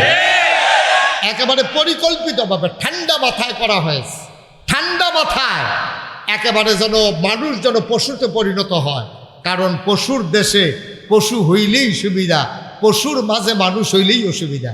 মনে করেন এখানে আমরা সবাই মিলে, কেউ পায়জামা, কেউ পাঞ্জাবি, কেউ টুপি, কেউ আপনার কি বলে লুঙ্গি, সবাই মিলে সুন্দর পোশাকে আসছেন। এখন যদি একটা বুড়া মানুষ উলঙ্গ হইয়া, গায়ে কোনো কাপড় নাই, উপরে নিচে পুরা উলঙ্গ, এই উলঙ্গ হইয়া যদি এখানে আসে, তাইলে আমরা কি বলবো? বলে অসভ্য, এটা করতে আসে, তারে সরাও। অসভ্য কোথাকার ল্যাংড হয়েছে, এটা এখনো মানুষের সামনে আইছে, এটা আমরা বলবো না কি বলবো না? বলবো যে অসভ্য। আচ্ছা, সবটি মানুষ যদি এখনো উলঙ্গ হইতো, উল্টা, এখন তো সব কাপড় চোপড় পরা আছে, মনে করেন সবটি মানুষ এখন উলঙ্গ ল্যাংডা, এর ভিতরে দিয়া যদি একজনের লুঙ্গি ফিন্দা আইয়ে, তখন হগলে মিললে তারে কিতা করব? তারে হগলে মিলে অসভ্য হয় না, তো একটা কিতা ফেঁসাই এখনো আইছে। কারণ সবাই ল্যাংডা, একজন লুঙ্গি ফিন্দাইলে তারে অসভ্য কইব মানছে। আর সকল লুঙ্গি পরার মাঝে একটা উলঙ্গ আসলে যেমন এই অসভ্য কয়, আবার সকল ওই ল্যাংটার মাঝে একটা কাপড় পরে আসলে সবাই মিলে তারে অসভ্য বলবে। হয়েছেটা তাই, অসভ্যের মেলার ভিতরে সোনার মানুষ বানানো বড়ই কঠিন। এর ভিতরেও আপনারা ঠিকই আছেন, এর ভিতরেও এখনো নামাজ আছে বাংলাদেশে, এর ভিতরে অনেকে রোজা আছে, অনেকে এখনো আপনার ইসলামী জিন্দেগি করে। এটা আজব ব্যাপার। ঢাকা ইউনিভার্সিটিতে যেই ছেলেগুলা প্যান্ট পরে টাকনুর নিচে, এই টান্ডিরে ধরা হয়েছে, যেতে টাকনুর নিচে টাকনুর উপরে তে প্যান্ট পরে গেলে অবশ্যই তো ইসলাম মানে। তার ঘরও চেক দিয়ে দেখছে, কেড়ায় কেড়ায় ফজরের নামাজ পড়ে, তাদের তালিকা করছে, নামাজ পড়ুন না, কোরআন শরীফ পড়ুন না, টাকনুর উপরে প্যান্ট পড়ুন না, এইটিরে তালিকা করিয়া কালো তালিকায় ফালাইয়া নির্মম নির্দয়ভাবে তাদেরকে এই বাংলার জমিনে ৯২% জন লোক মুসলমানের দেশে তাদের উপরে পরিকল্পিত নির্যাতন করা হয়েছে। ঠিক কিনা বলেন? মুসলমানের দেশে নামাজ পড়াটাও পড়া, কোরআন শরীফ পড়াটাও পড়া মুসলমানের দেশে। এবার চিন্তা করেন কাফেরের দেশে কি অবস্থা, এবার চিন্তা করেন কাফেরের দেশে কি অবস্থা। এই জন্য আল্লাহ তাবারক ওয়া তাআলা যুগে যুগে নবী এবং রাসূল পাঠাইছেন মানুষদেরকে অন্ধকার থেকে আলোতে, গোমরাহি থেকে হেদায়েতে, কুফর থেকে ইসলামে নিয়ে আসার জন্য। নবীরা করছেনও তাই। শেষ জমানার যিনি নবী, নবী মুহাম্মদুর রাসূলুল্লাহ সাল্লাল্লাহু আলাইহি ওয়াসাল্লাম, তিনি তার ৬৩ বছরের হায়াতে জিন্দেগিতে, ২৩ বছরের নবুয়তের জিন্দেগিতে তিনি মানুষগুলাকে এইভাবে তিল তিল তিল তিল করে মানুষে পরিণত করেছেন। তখন এই পৃথিবীতে একটা ইউনিভার্সিটি ছিল না। খুব খেয়াল করেন, কটক সারের মাদ্রাসার মতো একটা দাখিল মাদ্রাসাও ছিল না, কামেল মাদ্রাসা তো দূরের কথা। একটা ইউনিভার্সিটি নাই, একটা কামেল মাদ্রাসা নাই, একটা দাওরা হাদিস মাদ্রাসা নাই, একটা হাফিজিয়া মাদ্রাসা নাই, একটা কলেজ নাই, একটা ডিগ্রি কলেজ নাই, একটা হাই স্কুল নাই, একটা প্রাইমারি স্কুল নাই, একটা নৈশ শিক্ষা, গণশিক্ষা, মক্তব, প্রাইভেট টিউশনি, নোবেল বই কোনো কিচ্ছু তখন ছিল না, নাই বলতে কিচ্ছু নাই। এখন যেমন আপনি বাংলাদেশের ঢাকাতে কি গন্ডগোল হয়েছে, আপনি টেলিভিশনটা চাললে, মোবাইলও গেলে, ফেসবুকে গেলে, ইউটিউবে গেলে আপনি খবর পাই আলাম। তখন ফেসবুক ছিল না, ইউটিউব ছিল না, নেট ছিল না, ল্যান্ড ফোন ছিল না, মোবাইল ফোন ছিল না, কুরিয়ার সার্ভিস ছিল না, পোস্ট অফিস ছিল না, আপনার নাই বলতে কিচ্ছু নাই। গ্রাম ছিল না, ওয়ার্ড ছিল না, মেম্বার ছিল না, চেয়ারম্যান ছিল না, উপজেলা চেয়ারম্যান ছিল না, এমপি ছিল না, মন্ত্রী ছিল না, রাষ্ট্রীয় অবকাঠামো ছিল না, সচিবালয় ছিল না, থানা ছিল না, পুলিশ সুপারের কার্যালয় ছিল না, নাই বলতে কিচ্ছু নাই। সেই জমানায় নবী আসলেন, মাত্র 23টা বছর সময় পাইলেন। এই 23 বছরে নবীজি বর্বর বেদুইন, যাযাবর মূর্খ সভ্য জাহেল ওই অভদ্র মানুষগুলোকে ভদ্র, সুশীল, আধুনিক, আল্লাহওয়ালা, পরে হেজগার মানুষে পরিণত করে দিলেন। সুবহানাল্লাহ বলবেন না? মাত্র কয় বছর? বা কথা কয় না, কয় বছর? 23 বছরে নবীজি কি সোনার মানুষটি বানাইছে। এক একটা মানুষের নমুনা কি, এক একটা মানুষের নমুনা কি?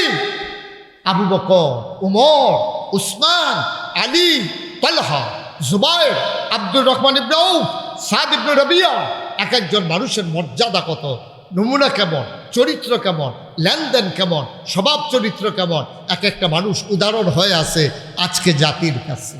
আজকে গোটা পৃথিবীর মানুষের কাছে একটা উমরের খুব প্রয়োজন, একটা উসমানের খুব প্রয়োজন, একটা আলীর খুব প্রয়োজন। পৃথিবীতে 800 কোটি মানুষ আছে, 200 কোটি মুসলমান আছে, কিন্তু একটা উমর নাই, একটা আবু বকর, একটা তালহা নাই, একটা জুবায়ের নাই। এই সাহাবারা চলে গেছে, তারা নবীর হাতে গড়া মানুষ। সুবহানাল্লাহ বলবেন না? এখন লম্বা পাঞ্জাবিওয়ালা আছে, টুপিওয়ালা আছে, পাগড়িওয়ালা আছে, পীর সাহেবের সংখ্যা বাড়ছে, মুসলমানের সংখ্যা বাড়ছে, মসজিদ মাদ্রাসা মক্তবের সংখ্যা বাড়ছে, কিন্তু আবু বকরের সংখ্যা বাড়ে নাই। ঠিক কিনা বলেন? ওমরের সংখ্যা বাড়ে নাই। তাইলে বোঝা গেল এই হাল, এটা হচ্ছে জাল। এই যে হাল তারা জাল হায়। তোমার যে নমুনা, তুমি তো দাঁড়িয়ে বাতাই এই থোতার তুই আডো, পাঞ্জাবি গাও দিয়ে আডো, এটা তোমার নমুনা। তোমার প্রকৃত ইমানদারি তোমার ভিতরে নাই। প্রকৃত ইমানদারি ছিল তাদের ভিতরে। দেন না কারবারটা কি দেখছে? নির্বাচনের খবর নাই। নির্বাচন কবে হইব এটা কয় আর কি, কিন্তু হইব কবে আল্লাহ ভালো জানে। নির্বাচনের পরিবেশ নিয়ে এখনো বিশৃঙ্খলা। কিন্তু দেখা গেল আমার দেশে যারা যারা এই নির্বাচন করতে চায়, আপনি অনেক বাজার টাজারও দেখবেন পোস্টার, তারপরে গিয়া এই কি বলে ব্যানার, তারপরে গিয়া আপনার ফেস্টুন, যা একটা কারবার চলতে আছে ওহন থেকে নাউজুবিল্লাহ কোন না কেন। তাইলে আমাদের কাছে ইতিহাস আছে, যেই দিন নবীজি ইন্তেকাল করছে, সকলে মিলে আবু বকর সিদ্দিক নিয়ে খলিফা বানাইছে। খুব খেয়াল করেন কথা, চিহন কথা। নবীজি নাই, আবু বকরকে নিয়ে খলিফা বানাইছে, নাম দিছে খলিফাতুর রসুল, রাসূলের খলিফা। সুবহানাল্লাহ বলবেন না? এরপরে আবু বকর ইন্তেকাল করছে, এবার সকলে মিল্লা খলিফা বানাইছে হযরত উমর। উমরের লকব হইল খলিফাতুল মুসলিমিন। ইসলামের 60 জন খলিফা, আবু বকর, ওমর, উসমান, আলী, এই 60 জনের ভিতরে আবু বকর উপাধি হইল খলিফাতুল রসুল, রাসূলের খলিফা। আর বাকি 3 জন হইল খলিফাতুল মুসলিমিন, মুসলমানের খলিফা। ওনারা আল্লাহ রাসূলের খলিফা না, ওনারা হইল মুসলমানদের খলিফা। মুসলমানরা মিল্লা তারার খলিফা বানাইছে। আবু বকর সিদ্দিক যখন ইন্তেকাল করে ফেললো, সবাই মিল্লা বুদ্ধি করছে যে উমরের তে ভালা মানুষ এই দেশটা চালানোর লেগে আর হয় না। উমরে একদিনও মাইকিং করছে না, আমি সম্ভাব্য এমপি প্রার্থী। উমরে কোনো পোস্টার বিজ্ঞাপন লাগাইছে না, কেউর কাছে কানে কানেও কইছে না, কেউ বিস্কুটও খাওয়াইছে না, চাও খাওয়াইছে না, যে তোমরা যাচ্ছি এই যাচ্ছি বসো, কেউ দুদিতে খেয়ে আনে তারে কি হুদুদি মেশে লাল কার্ড দেখায় আর লেগে দো মারহাবা বলেন। ওটা ওটি করা যাবে না, আমরা শেষ করে উঠবো সবাই মিলে ইনশাআল্লাহ। একটু ফ্যানটা ঘুরাই দাও আমার দিকে। তো যেই কথাটা বলতেছিলাম খুব খেয়াল, এখন এত না, হ্যাঁ ঠিক আছে। এখন কি করলো, আবু বকর সিদ্দিক নাই, একজন না একজন তো রাষ্ট্রপতি বানান লাগবো, হগে লেগিয়া ধরছে উমর। আর উমরে গিয়া কান্দে। সুবহানাল্লাহ জোরে কইতেন না? আরো জোরে কোন সুবহানাল্লাহ। সবাই গিয়া ধরছে উমর আপনার খলিফা হইবেন। উমরে সিল্লার দিয়া প্রথম লাইনটা কিতা কইছে জানা? উমরে কইছে উমরের মা উমরের যদি জন্ম না দিত, পাটা নামাইয়া বসে, উমরের মা উমরকে যদি জন্ম না দিত তাইলে কতই না ভালো ছিল, উমরে আর খলিফা হওয়া লাগতো না। উমরের মা উমরকে জন্ম দেওয়ার কারণে আজকে ইসলামের দ্বিতীয় খলিফা হওয়া লাগতেছে। এরপরে উমরের দ্বিতীয় লাইন শুনেন, উমরে কয়, ও তোমরা যে আমারে খলিফা বানাইতে চাও, আমারে যে প্রেসিডেন্ট বানাইতে চাও, অর্ধেকটা পৃথিবী আমার এটা রাষ্ট্রপতি বানাইতে চাও, আমার শাসন আমলে ফুরাত নদীর তীরে একটা কুকুর যদি না খেয়ে মারা যায়, আর এই কুত্তারা কিয়ামতের ময়দানে যদি ডাক দিয়ে আল্লাহর কাছে কয়, আল্লাহ এই উমরের শাসন আমলে আমি খানা পাইছিলাম না, বিচার চাই, সেই দিন আমি কি জবাব দেব, এই চিন্তায় আমার খলিফা হওয়ার জন্য কোনো স্বাদ আল্লাহ কোনো ইচ্ছা জাগে না। সুবহানাল্লাহ বলবেন না? আপনারা তো সব, আপনি নেতা হইতে চান, আপনি মন্ত্রী হইতে চান, আপনি এমপি হইতে চান, আপনি যদি তাদের ইতিহাস পড়েন আপনি পালাই যাবেন।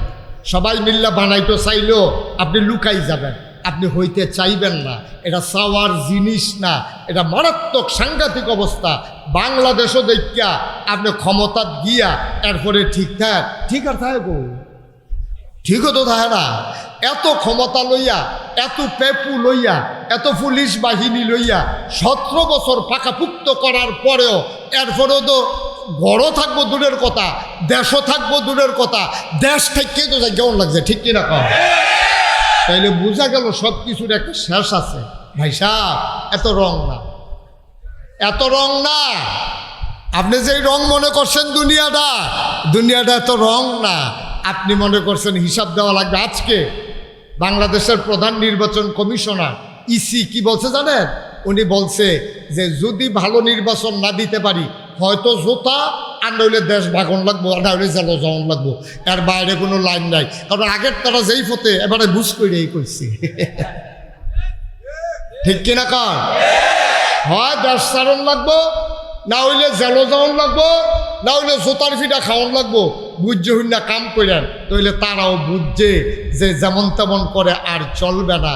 কারণ বাংলার মানুষ বার মানুষকে ঢিল দেয়, কিন্তু জনমের মতো একবারে ছেড়ে দেয় না, ঠিক কিনা বলে? ছেড়ে দেওয়ার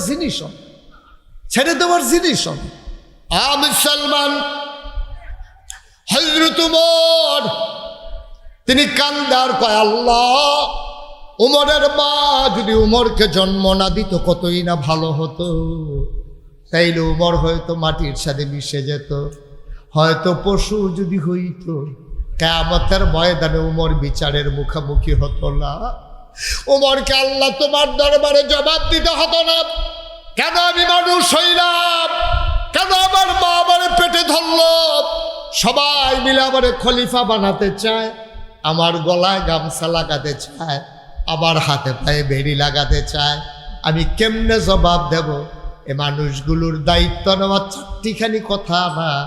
যাদের অনুভূতি আছে তারা কেউ দায়িত্ব নিতে চায় না, ঠিক কিনা?